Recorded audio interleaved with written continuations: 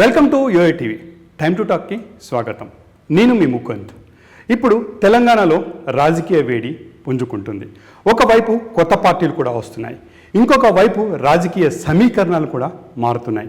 అయితే వీటన్నిటి నేపథ్యంలో అసలు తెలంగాణలో ఏం జరుగుతుంది, ఏం జరగబోతుంది, వీటి మీదే మనం తెలుసుకోవటానికి టీజేఎస్ పార్టీ అధ్యక్షులు కోదండరామ్ గారితో ఉన్నామండి. వారి మాటల్లోనే మనం అసలు ముందు ఏం జరుగుతుంది, ఏం జరగబోతుందో తెలుసుకుందాం. సార్ నమస్తే అండి. ఇప్పుడు చూస్తూ ఉంటే తెలంగాణలో రాజకీయాల వేడి చాలా రాజుకుంటుంది. దాన్ని ఏ విధంగా చూడొచ్చు అంటారు? ఈ వేడి ఇప్పుడే ఎలక్షన్స్ రాకముందు ఇప్పుడే ఇంతగా ఎందుకు పెనవేసుకోబోతుంది?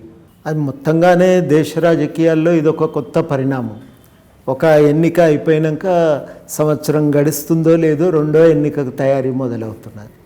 ఆ రెండో ఎన్నికను దృష్టిలో పెట్టుకొని ప్రతి అధికారంలో ఉన్న పార్టీ తన ప్రభుత్వ నిర్వహణను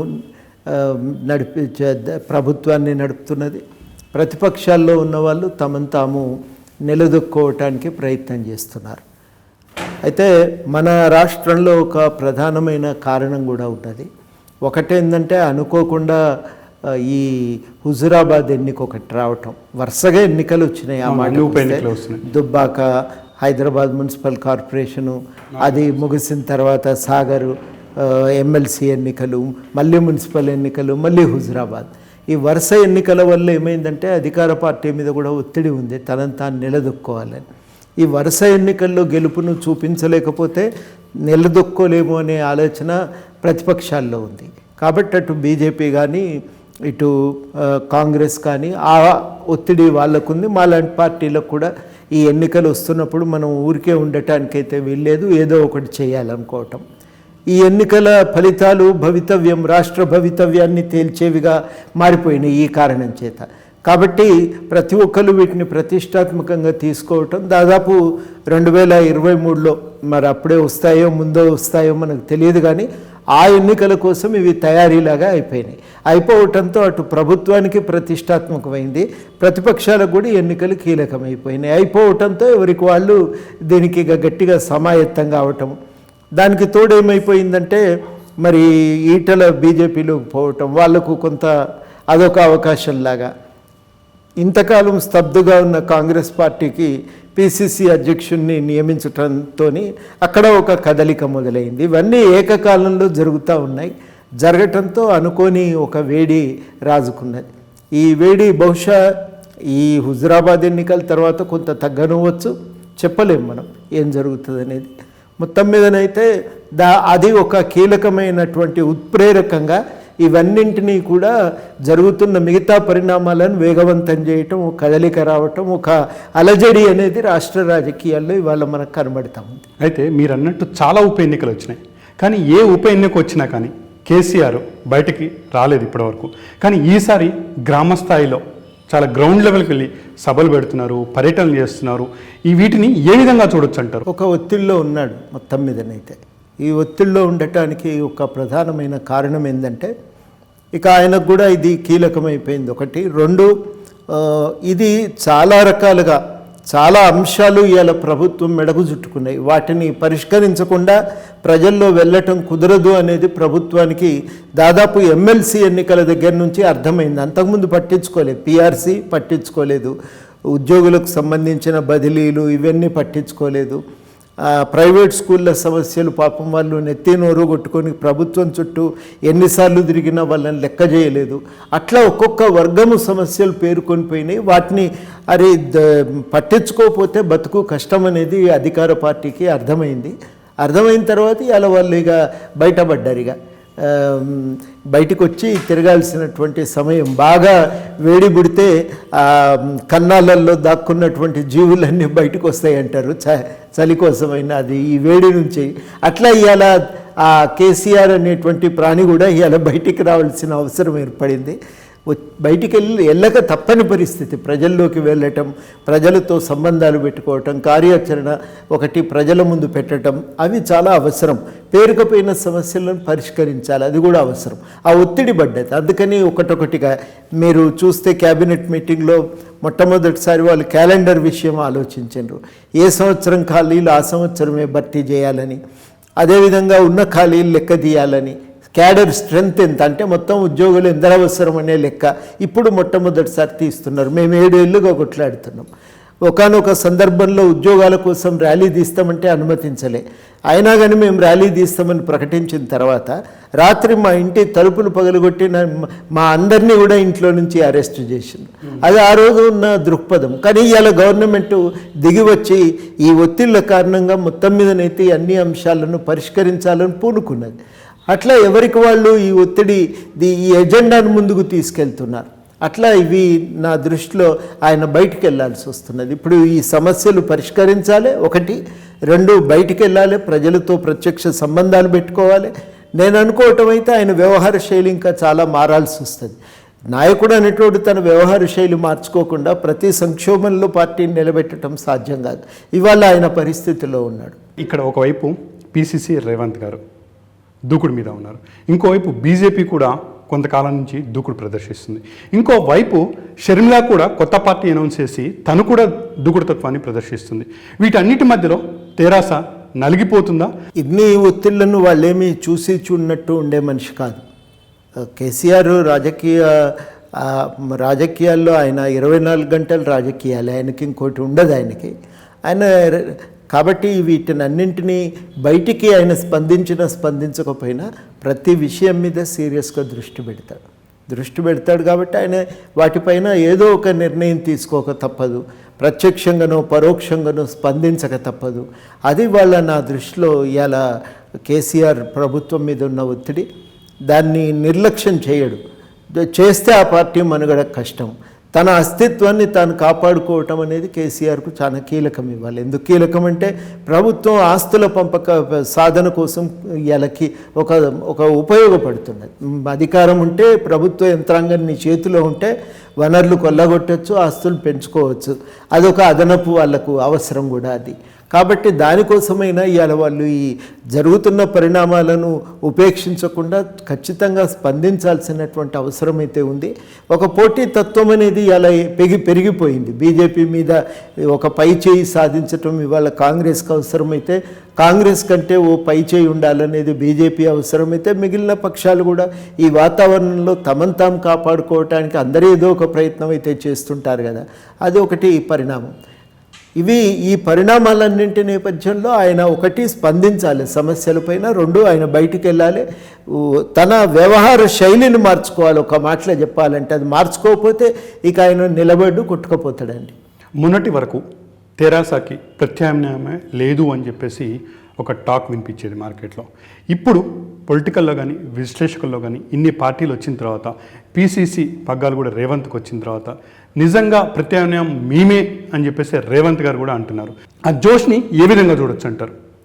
ఇప్పుడు వాళ్ళకు కాంగ్రెస్ పార్టీకి ఏంటంటే చాలా కాలంగా పిసిసి పదవి ఖాళీగా ఉంది. నాకు తెలిసి 2019లో పార్లమెంట్ ఎన్నికల తర్వాత నేను ఉండనన్నాడు, వాళ్ళకి కొంతకాలం కొనసాగమన్నారు. ఆ తర్వాత ఆయన దుబ్బాక తర్వాత మళ్ళీ రిజైన్ చేసిండు. అప్పటి నుంచి కూడా ఆ పదవి ఖాళీగా ఉంది. మొట్టమొదటి సమస్య ఏంటంటే కాంగ్రెస్ పార్టీకి అంతకాలం ఖాళీగా ఉండటం అనేది వాళ్ళ మొత్తం కార్యక్రమాలన్నీ కుంటుపడిపోయినాయి. కార్యకర్తలంతా ఒక ఆందోళనలో ఉన్నారు. ఆ సమయంలో మొట్టమొదటి అసలు పిసిసి రావటమే వాళ్ళ దృష్టిలో అది చాలా ఒక ఉత్సాహాన్ని ఇచ్చేటువంటి పరిణామం. ఇంకా మనం కూడా క్రియాశీలకంగా ఉండొచ్చు అనేది వాళ్ళకు మొదట.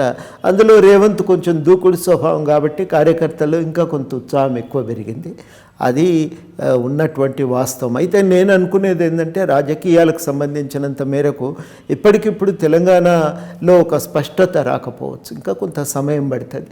ఎవరు ఏంది ఎట్లా ముందుకు పోతాయి పరిణామాలు అనేది నిర్ణయించుకోవటానికి ఇంకా కొంత సమయం పడుతుంది. సుదీర్ఘమైనటువంటి రాజకీయ అనుభవం ఉన్న మీరు ఒక క్లారిటీ ఇవ్వండి. ఇప్పుడు రేవంత్ రెడ్డి గారికి పిసిసి ఇచ్చిన తర్వాత రాజకీయాల్లో సమీకరణాలు ఏమైనా మారుతాయి. కానీ ఎట్లా మారుతాయి, ఏ రూపం తీసుకుంటాయి అనేది మనం ఇప్పుడే చెప్పలేం. ఎందుకంటే 3 సమఉజ్జీలుగా ఉన్నప్పుడు మరి ఆ పరిణామం అట్లా ఉండదు కదా. అట్లా సమఉజ్జీలుగా కూడా లేరు, ఉన్నారని మనం అనుకుంటున్నాం కానీ లేరు. పైకి మాత్రం అట్లా కనబడతా ఉంది. ఎక్కడో ఒకడ ఈ పరిణామాల పైన ఒక స్పష్టత ప్రజల్లో కూడా రావాల్సిన అవసరం ఉంది.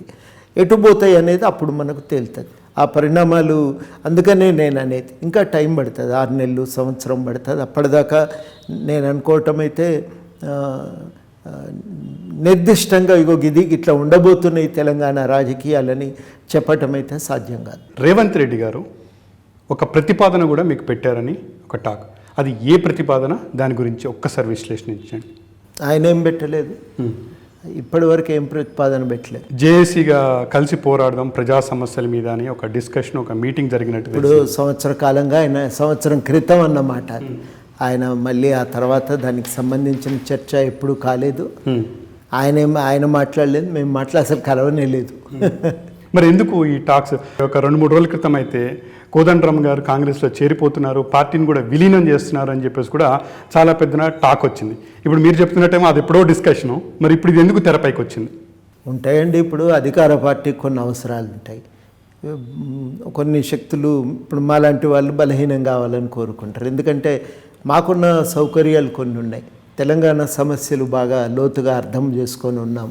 దాదాపు 7 సంవత్సరాలుగా మేము తడమని సమస్య లేదు, అధ్యయనం చేయని విషయం లేదు, పోరాడని సందర్భం లేదు. కాబట్టి అన్నింటి నేపథ్యంలో వాళ్ళు ఏం కోరుకుంటారంటే ప్రతిసారి ఒక రకంగా అగ్గికి అజ్యం పోస్తున్నట్టుగా ఉంది కాబట్టి మేము నిలదొక్కుకోకూడదని ఉంటుంది. కాబట్టి వాళ్ళు కూడా ఈ పార్టీ ఉండదు అనే ఒక అభిప్రాయాన్ని కలగజేయాలని చూస్తారు. కొంతమంది కాంగ్రెస్ సానుభూతి పరులకు కూడా ఇంకా మాకు ఇంకా ఉత్సాహం పెరగాలని కూడా చేసి ఉండొచ్చునేమో, తెలియదు, మనకు తెలియందిగా. కాబట్టి దాని మీద మాట్లాడటం కూడా అది సమంజసం కాదు. మొత్తం మీదనైతే అది ఫేక్ న్యూస్. ఇక ఆలోచన అయితే లేదు, మాకు లేదండి. మాకు చేతనైన కాడికి కొట్లాడతాం. ఒక స్పష్టమైన లక్ష్యంతో వచ్చినాం. కేవలము పాలకులు కాదు, పాలన కూడా మారాలని. ఆ మార్పు కోసం మా వంతు పోరాటం మేము చేయాలి, చేస్తాం కూడా. మీరు ప్రజా సంఘాల్లోంచి పార్టిసిపేట్ చేసుకుంటూ రాజకీయాలకు వచ్చి ఒక పార్టీనే స్థాపించినటువంటి మీరు ఆ పార్టీలో నిజంగా సక్సెస్ అయ్యారు? పార్టీలో కొన్ని విషయాల్లో మా సక్సెస్ కూడా మేము ఎత్తి చూపుకోవాల్సిన అవసరం ఉంది. వాస్తవానికి రాకూడదు. కొంత మీడియా విషయంలో న్యాయం చేస్తే మాకు ఇబ్బంది కూడా కలిగేది కాదు. మేము భావవ్యాప్తి ఆందోళన విషయంలో చాలా విజయవంతమైనమండి. ఇప్పుడు ఇవాళ తెలంగాణ రాజకీయాల్లో చర్చలో ఉన్న ప్రతి అంశము మేము లేవనెత్తిందే. మేము కృషి చేయటం వల్లనే వాళ్ళది ఎజెండా మీద నిలిచింది.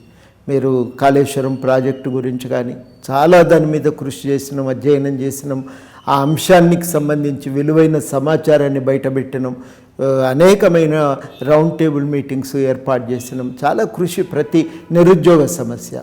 అట్లాగే మీరు కనుక చూస్తే వ్యవసాయ రంగంలో ప్రభుత్వ పాత్ర ఎట్లా ఉండాలి, పోడు భూములకు సంబంధించి, విద్యారంగం, విద్యా విధానానికి సంబంధించి, వైద్య విధానానికి సంబంధించి, ఇట్లా ప్రతి అంశం మీద మేము లోతైన అధ్యయనము, అవగాహన పెంచుకోవటమే కాదు, అది ప్రజల్లోకి తీసుకెళ్ళినాం, ఆందోళన చేసినాం.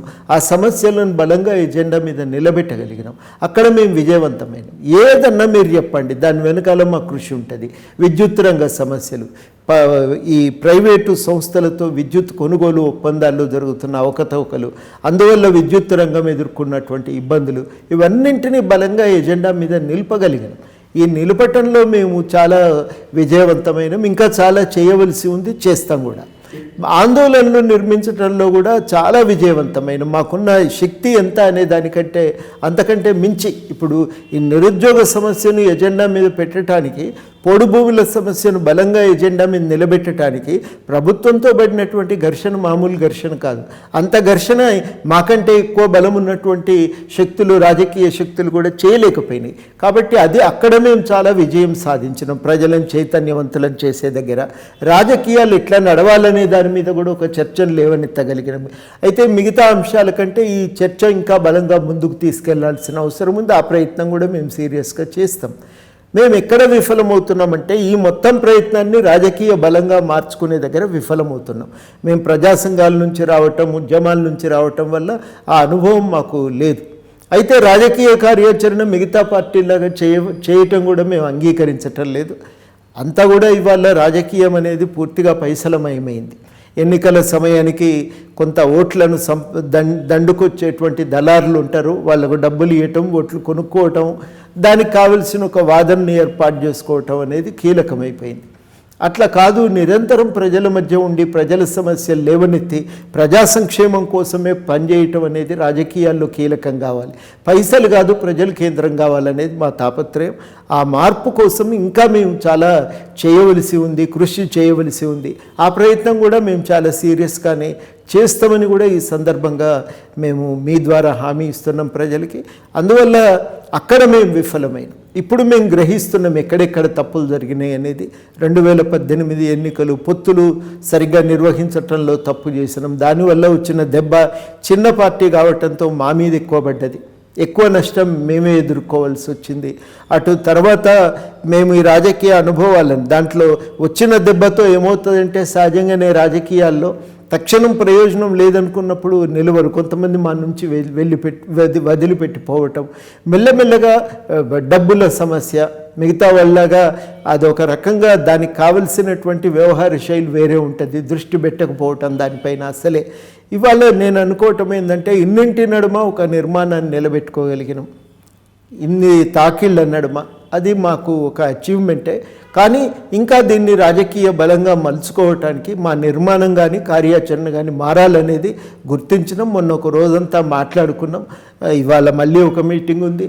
వారం 10 రోజుల్లో ఒక 2-3 రోజుల వర్క్షాప్ పెట్టుకుంటున్నాం. ఆ వర్క్షాప్ తర్వాత ఇంకా మేము చాలా క్రియాశీలకంగా మేము పనిచేస్తామని ఒక నిబద్ధతతో మనం పనిచేయాలని ఒక నిర్ణయానికి వచ్చినాం. అందరం కలిసి గట్టిగా నిలబడదాం. ఇప్పుడు సమస్యల వలలో చిక్కుకొని ఉన్నాం. వేటగాడి పన్నిన వలలో చిక్కుకున్న పక్షులన్నీ కూడి వాళ్ళతో యుక్తంగా పైకి లేసిపోయినట్టు ఈసారి మనం కూడా అట్లా చేద్దామనే ఒక కృతనిశ్చయంతో ఒక కార్యాచరణ బలంగా ముందుకు తీసుకెళ్లాలని చెప్పి అనుకున్నాం. చేస్తాం కూడా, మీరు చూస్తారు కూడా. చాలామంది ఏమంటున్నారంటే కోదండరామ్ గారు సమస్యల్ని ఎత్తి చూపడంలో ఫస్ట్ ఉంటారు, కానీ వాటిని రిజాల్వ్ చేసి పరిష్కరించే దిశగా కానీ ఉద్యమ రూపంలో కానీ దాన్ని తీసుకెళ్ళటం మాత్రం ఫెయిల్ అయ్యారు అని చెప్పేసి ఒక టాక్. దానికి మీరేం స్పందిస్తారు? అది కరెక్ట్ కాదు. ఇప్పుడు నిరుద్యోగ సమస్య ఉంది, పరిష్కారం ఏంటిదనేది మాట్లాడినాం. మేము నిరుద్యోగ సమస్యను ఎట్లా చూడాలి, దానికి పరిష్కారం ఏందనేది మాట్లాడినాం. వ్యవసాయ రంగం, తెలంగాణ వ్యవసాయ రంగానికి ఉన్న సమస్యలు ఏంటి, పరిష్కారాలు ఏంటి అనేది మాట్లాడినాం. గోదావరి జలాల వినియోగంపై నిర్దిష్టంగా ప్రతిపాదనలు పెట్టినాం. కృష్ణా జలాల వినియోగంలో జరుగుతున్న లోపాలను ఎత్తి చూపినాం. మనం ఏం చేయాలనేది కూడా చాలా బలంగా ముందుకు తీసుకొచ్చినాం. చాలా విషయాల మీద గవర్నమెంట్ ధర్నా చౌక్ మూసేసినప్పుడు అన్ని సంఘాలు కలిసి పనిచేస్తున్నప్పుడు మేము కూడా దాంట్లో క్రియాశీలకంగా నిలబడ్డాం. ఆ అంశాన్ని బలంగా ముందుకు తీసుకురాగలిగినాం. పోడు భూముల సమస్య పరిష్కారాన్ని కూడా చూపెట్టాం. 1 సంవత్సరం పాటు కొంత దాడి ఆగింది, కానీ వాళ్ళున్న ఈ నిరంకుశ పాలనలో మీరు అన్నట్టు వెంటనే గవర్నమెంట్లు దిగిరావు. ఆందోళన చేయలేదా అంటే అన్ని విషయాలపైన ఆందోళన చేసి. కానీ ఆందోళన వేరు, ఉద్యమాలు వేరు. ఆందోళన అనేది ఉద్యమంలో ఒక అంశం. దాన్ని ఆ ఉద్యమాలను నిర్మించగలిగినాం కదా. ఇంకా బలంగా దాన్ని ముందుకు నడపాలి అని అంటే ఇవాళ ఈ ప్రభుత్వాలు అనుసరిస్తున్న ఈ నిరంకుశ పోకడల వల్ల అది కొంచెం ఇబ్బంది. చాలామందికి అర్థం కాదు. అది ఎట్లా ఉంటుందనేది చెప్తే కూడా అది అర్థం కాదు. అది అనుభవిస్తే కానీ తెలియదు. ఫోన్లు ట్యాప్ చేస్తారు. నువ్వు ఇంట్లోకి వెళ్ళి బయటికి వెళ్ళే లోపు నువ్వు మాట్లాడతావు, పలానా దగ్గర కలుసుకుందాం రండి, అక్కడి నుంచి ర్యాలీగా వెళ్దామని అనుకుంటావు. వీళ్ళు గేట్ దాటకముందే ఫోన్ ట్యాప్ చేసే వార్త వినే ఇక్కడనే అరెస్ట్ చేస్తే ఇట్లాంటివి ఉంటాయి. సంఘ నాయకులను విడగొడతారు. అధికార పార్టీ వాళ్ళకున్న ఒక చెడు అలవాటు ఏంటంటే మన దాంట్లోనే ఏదో ఒక పద్ధతుల్లో ఒత్తిడి పెట్టి కొంతమందిని లొంగ తీసుకొని వాళ్ళ ద్వారా అంతర్గత సమాచారాన్ని సేకరించటం, వాళ్ళను ఉద్యమం కొంచెం బలపడే సమయానికి బయటికి లాగి సంస్థను బలహీనపరచడానికి కుట్రబన్నటం, ఇట్లాంటివన్నీ జరుగుతూ ఉంటాయి. మూడోది ఏంటంటే పర్మిషన్ ఇయ్యరండి. నువ్వు ఏ కార్యక్రమం అన్న చేయి, పర్మిషన్ ఇయ్యరు. మా అనుభవమే కాదు, బీజేపీది అదే అనుభవం, కాంగ్రెస్ది అదే అనుభవం, మిగతా వామపక్షాలు కూడా అదే రకమైన అనుభవంతో ఉన్నాయి కదా. కార్యక్రమం చేయనియరు, పర్మిషన్ ఇయ్యరు. మేము ఒక్క కొలువుల కొట్లాట సభ చేయటానికి 6 నెలలు కొట్లాడాల్సి వచ్చింది. 6 నెలలు కోర్టుకు పోయి పర్మిషన్ తీసుకొని, ఆ పర్మిషన్ ఇచ్చినాక ఏమంటాడంటే గ్రౌండ్కు అనుమతి ఇయ్యడు. మళ్ళీ గ్రౌండ్ను ఉపయోగించుకోవటానికి మళ్ళీ కోర్టుకు పోయి 6 నెలలు పట్టింది చివరికి మీటింగ్ చేసే సమయం వచ్చేసరికి. దానికి అట్లా అందరినీ కూడగట్టి తీసుకొచ్చి, పైసలు ఉండవు కాబట్టి వెహికల్స్ అవి అరేంజ్ చేయాలంటే అదొక రకమైనటువంటి ఇబ్బంది ఉంటుంది. వీటన్నింటి నడుమ దాన్ని అంత దాకా తీసుకుపోగలిగాం. తీసుకోగలిగినాం కదా, ఆ సమస్య స్వభావాన్ని అంత బలంగా ఎత్తి చూపగలిగినాం కదా, అది ఉద్యమం కాకపోతే ఇంకేమవుతుంది? అట్లా మీరు చాలా విషయాల మీద పోడు మీద కూడా అదొక ఉద్యమం లాగానే జరిపినాం. యాత్ర చేసినాం, సభ పెట్టినాం, విస్తృతంగా గ్రామాల్లో ప్రచారం చేసినాం, ప్రభుత్వానికి రిప్రజెంటేషన్లు ఇచ్చినాం. దాన్ని అంతకంటే ఉధృతం చేయడానికి కష్టమవుతుంది. ఇక అక్కడి నుంచి పోనీయరు, మిమ్మల్ని ముందుకు సభ పెట్టనీయరు, కదలనీయరు, నల్లవల్ల పోనీయలేదు. ఎందుకంటే మీరు పోయిన తర్వాత పోడు సమస్య మీద రైతుల అవగాహన పెరిగింది, గట్టిగా నిలబడుతున్నారు, అడుగుతున్నారు, కాబట్టి మీరు నల్లవల్ల పోవటానికి వీల్లేదని అందరినీ పోనిచ్చిండ్రు. నన్ను పోనీయలే. 3 సార్లు పోయినా నేను జిద్దుకి, 3 సార్లు అరెస్ట్ చేశాను. ఒకసారి అచ్చంపేట కాడ అరెస్ట్ చేస్తుండ్రు, ఒకసారి దారిలోనే అరెస్ట్ చేశారు, ఇక్కడ ఏదో ఊళ్ళో అరెస్ట్ చేశారు. అరెస్ట్ చేసి పోలీస్ స్టేషన్లో ఉంచుతారు సాయంత్రం దాకా. అట్లా 2-3 సార్లు అయిన తర్వాత ఇంకా మీరు చేయలేరు, అది చాలా కష్టం. ఇట్లా ఉచ్చు బిగించినట్టు బిగిస్తారు. ఇంకా గట్టిగా చేస్తే కీలక సమయంలో మన దాంట్లోకి వెళ్ళి ఒకరిని చీల్చి బయటికి లాగే ప్రయత్నం చేస్తారు. ఇగో ఇది జరిగేటువంటి తంతు. ఈ తంతులో నిలదొక్కోవటమే చాలా కష్టం. నిలదొక్కోవటం చాలా అంటే చాలా కష్టం.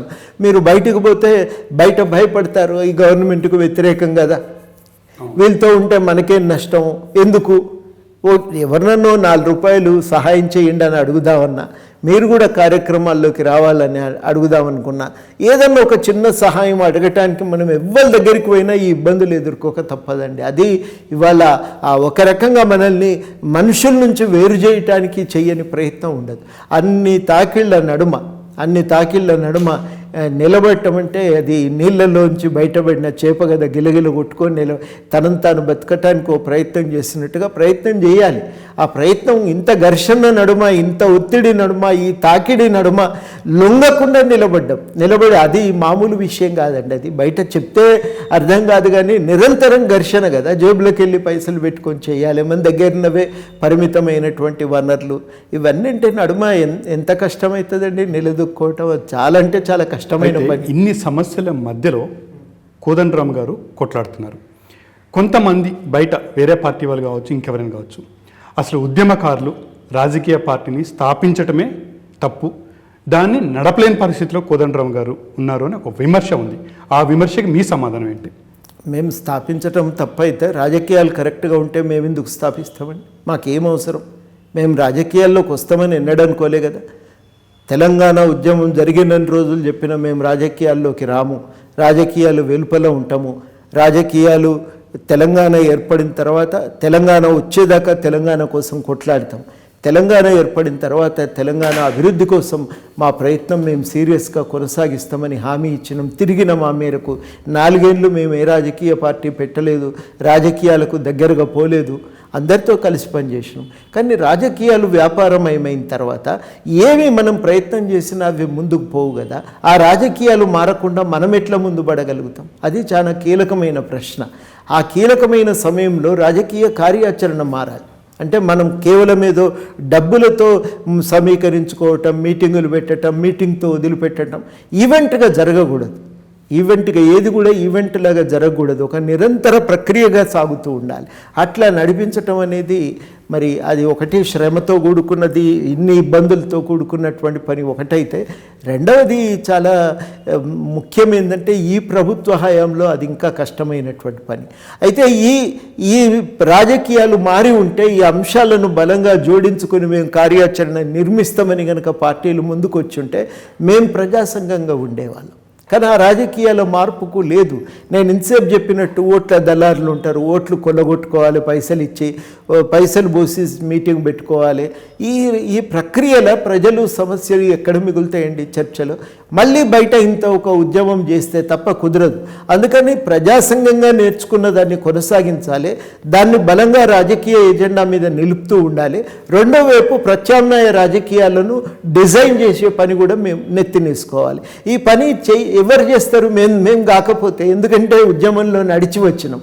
తెలంగాణ వచ్చినాక ఈ అనేక రకాలుగా ప్రభుత్వం నుంచి విధానాలను సాధించడానికి కొట్లాడినాం. వాళ్ళు చేయనప్పుడు, వాళ్ళు పట్టించుకోనప్పుడు కారణం అర్థమైంది, రాజకీయాలు ఇట్లుంటే మనం ఏం చేస్తామని. ఆ రాజకీయ బాధ్యత ఏ పార్టీ తీసుకున్నా మేమెందుకు రాజకీయాల్లోకి వస్తుంటే రాకపోదు, వచ్చినాం. ఇవ్వాలి వస్తే ఏం చేయాలంటే కొత్తగా రాజకీయాలను నడిపే ప్రయత్నం చేయాలి. మీరు ఫెయిల్ అవుతారు అని అంటే ఆమ్ ఆద్మీ విజయవంతమైంది కదా.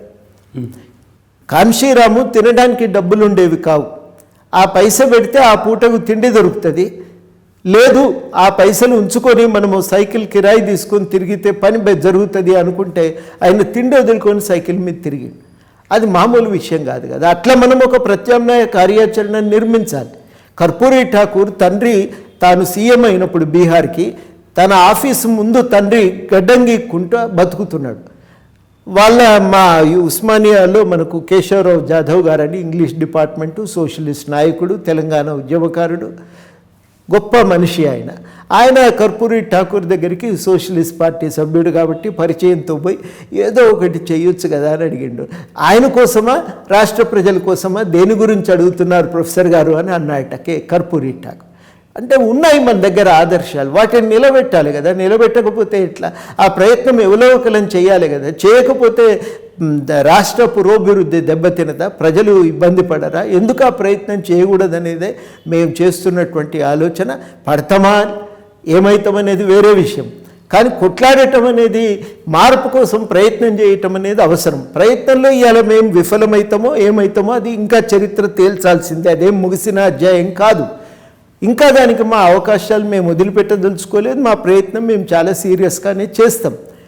నేను అనేది ఏంటంటే ఈ ప్రయత్నం జరగన్నా వద్దా అనేది కీలక ప్రశ్న. జరగాలనుకుంటే ముందుకు నడిపే ప్రయత్నం చేద్దాం. ఏదన్నా ఒక పార్టీ ఇవాళ కాకపోతే రేపు, మేము 7 ఏళ్ళు కొట్లాడితే ఇవాళ క్యాలెండర్ గురించి గవర్నమెంట్ ఒప్పుకున్నది కదా, అట్లాగే ఇవాళ కాకపోతే రేపు ఏదో ఒక పక్షం అయితే రాజకీయాలను స్వీకరిస్తుంది కదా. సోషలిస్టులు పాపం 1950లో పార్టీ పెడితే 1970ల దాకా కొట్లాడినరండి. 78లో మొట్టమొదటిసారి అన్ని పార్టీలు కలిసి జనతా పార్టీగా వాళ్ళ అధికారంలోకి రావటము, అధికారంలోకి వచ్చిన తర్వాత ఉత్తర హిందుస్థానం రాజకీయాలన్నింటినీ సమూలంగా మార్చిపారేశారు. కొత్త నాయకత్వం వచ్చింది, కొత్త పద్ధతులు వచ్చినాయి, కొత్త విధానాలు వచ్చినాయి. అసలు ఆ రాజకీయ పరిస్థితులు అనేవి మనం ఊహించనటువంటి రీతుల్లో అక్కడ మారిపోయినాయి. అది నా దృష్టిలో ఒక కీలకమైనటువంటి పరిణామం. అంత ఓపికగా పనిచేయాల్సి ఉంటుంది. అంత ఓపికగా పనిచేయలేకపోతే మనం ఆశించిన మార్పులు రావు. కాంశీరామ్ ఎన్ని రోజులు కష్టపడితే మార్పు అన్ని సంవత్సరాలు కూడా పడుతుందని నేనేం అనుకోవటం లేదు. అన్ని సందర్భాల్లో అట్లా అవుతుందని కూడా అనుకోవటం లేదు. ఆమ్ ఆద్మీ పార్టీకి అంత సమయం కూడా పట్టలేదు, చాలా తక్కువ టైం పట్టింది. ఎన్టీ రామారావుకి ఇంకా తక్కువ టైం పట్టింది. ఆయన కూడా ఏం పెద్ద రాజకీయ అనుభవం ఏం లేడు. అట్లా ఇవన్నీ కష్టమైనటువంటి విషయాలు కావు. దెబ్బలు తిన్నాం మేము అనుభవ రాహిత్యం కారణంగా. వాటిని మేము దాని నుంచి గుణపాఠాలు నేర్చుకుంటున్నాం, ఒక ప్రయత్నం చేస్తాం. కానీ నేననేది ఏంటంటే ఈ మార్పు జరగటం అవసరం అనుకుంటే ప్రయత్నాన్ని స్వీకరించాలి. మార్పు అనవసరం అనుకుంటే మేము చేస్తున్నది తప్పు అవుతుంది. కానీ మార్పు అవసరం అనుకున్నప్పుడు ప్రయత్నం అయితే చేయాల్సి ఉంటుంది. అది మేము ఒక్కలమే కాదు, అన్ని పార్టీలు కూడా చేయాలని నేను కోరుతున్నాను. చిన్నతనం నుంచే మీరు ఉద్యమ బాట కావచ్చు, ప్రజా సంఘాల బాట కావచ్చు, లేదా పాలిటిక్స్కి కానీ ఇంకెక్కడ కానీ కొంచెం దగ్గర అయినట్టు కొన్ని ఇంటర్వ్యూలు మేము చూడటం జరిగింది. ఈ రాజకీయ పార్టీ స్థాపించిన తర్వాత ఇలాంటి ఇష్యూస్ అన్నీ వస్తాయని మీరు ముందు ఎక్స్పెక్ట్ చేయలేకపోయారా? కొన్ని ఊహించినాము, కొన్ని ఊహించలేకపోయినాము. అయితే నేను ఒక్కరిని ఎక్స్పెక్ట్ చేయటమే కాదు కదా, అందరము మేము అర్థం చేసుకోవాలి, సమాజం కూడా అర్థం చేసుకోవాలి. అది టైం పడుతుంది కదా. ఒక్కరోజుకు అన్ని తెలంగాణ అవసరము అని అంటే తెలంగాణ అవసరమని ఆమోదించడానికే 6 ఏళ్ళు పట్టింది. అవసరమే కానీ వస్తుందా అని మళ్ళీ ఇంకో 9 ఏళ్ళు కొట్లాడాల్సి వచ్చింది. ఇంకో 9 ఏళ్ళకి అప్పుడు తెలంగాణ వస్తుంది అనే నమ్మకం కుదిరింది. టీజేఎస్ పార్టీ పెట్టిన తర్వాత నుంచి ఇప్పటి వరకు చూసుకుంటే ఎక్కడ వెనకబడ్డది టీజేఎస్ పార్టీ? నేను చెప్పినట్టుగా ఆందోళనల నిర్మాణంలో కానీ సమస్యలను ఎజెండా మీద తేవటంలో కానీ మేము విజయవంతమైనాం. మేము ఎక్కడ వెనుకబడ్డామంటే రాజకీయ కార్యాచరణను విస్తృతపరిచే దగ్గర మేము విఫలమైనాం.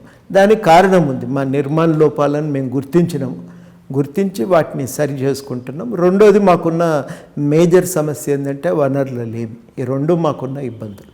టీజేఎస్ పార్టీ ఇప్పటి వరకు స్థాపించిన తర్వాత గ్రామ స్థాయి కానీ మండల స్థాయికి కానీ రీచ్ అవ్వలేకపోయింది. ఎందుకు రీచ్ అవ్వలేకపోయింది? ఎక్కడ వెనుకబడ్డది?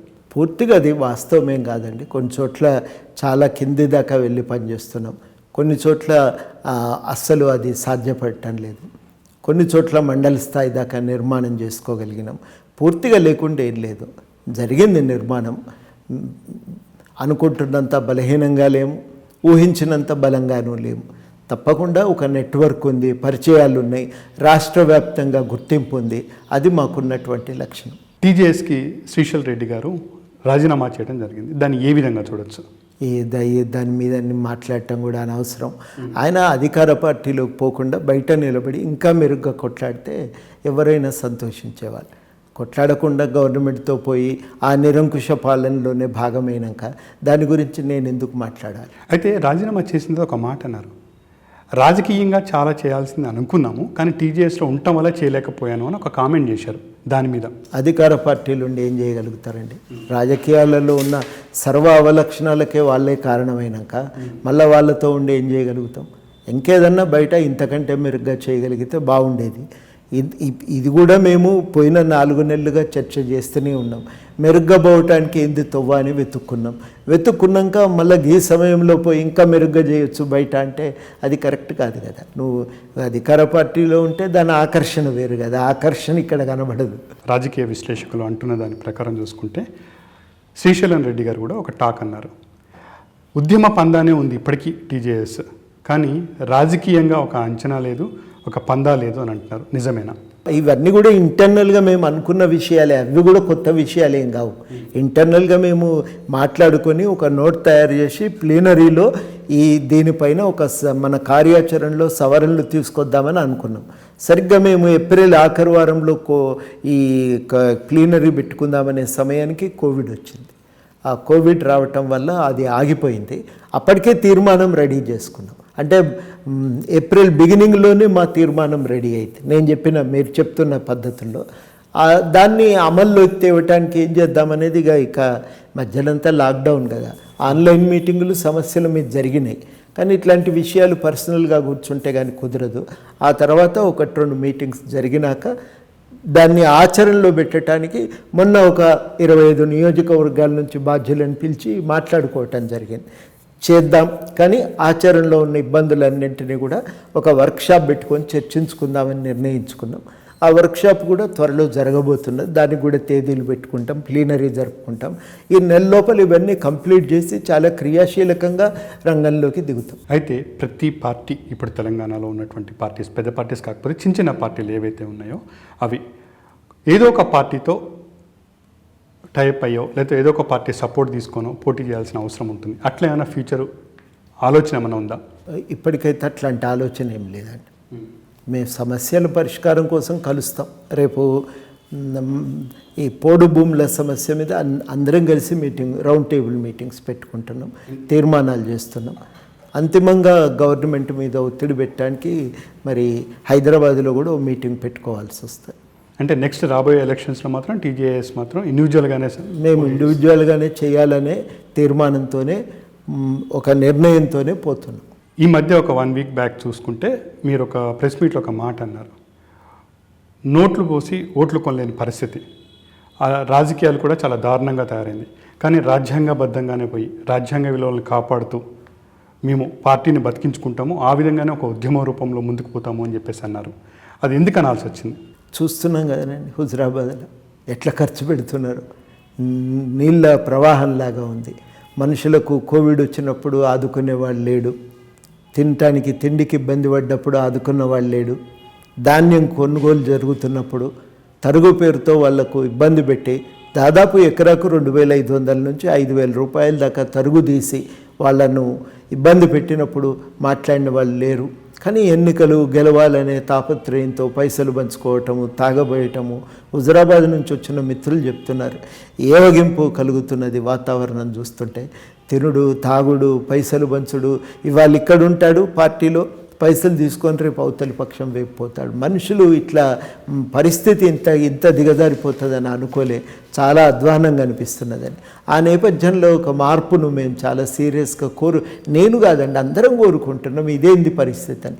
రోజు తాగబోస్తుంటే ఇళ్ళల్లో ఆడవాళ్ళకు బాధ కలగదానండి. మీ సొంత పిల్లలైతే అట్లనే ఆ వయసులో తాగుడు అలవాటు చేస్తారా? కేసీఆర్ తన మనవనికి తాగుడు అలవాటు చేస్తాడా?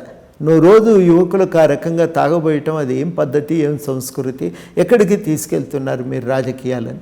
ఇది ప్రధానంగా ప్రశ్నించాల్సినటువంటి అంశం. అయితే మీరు హుజురాబాద్ టాక్ చేశారు కాబట్టి ఇక్కడ ఒక ప్రశ్న, హుజురాబాద్ ఎలక్షన్లో టీజేఎస్ పార్టీ పోటీ చేస్తుందా? చేద్దామనేది మా దగ్గర ఇప్పటివరకు జరిగిన కమిటీ మీటింగుల్లో అయినటువంటి ప్రతిపాదన. ఆ ప్రతిపాదన మళ్ళీ పొలిటికల్ అఫైర్స్ కమిటీకి పోవాలి. రెండోది కొన్ని కలిసి వచ్చేటువంటి శక్తులు కూడా వాళ్ళు ఒక మాట అంటున్నారు, అవన్నీ దృష్టిలో పెట్టుకుంటాం.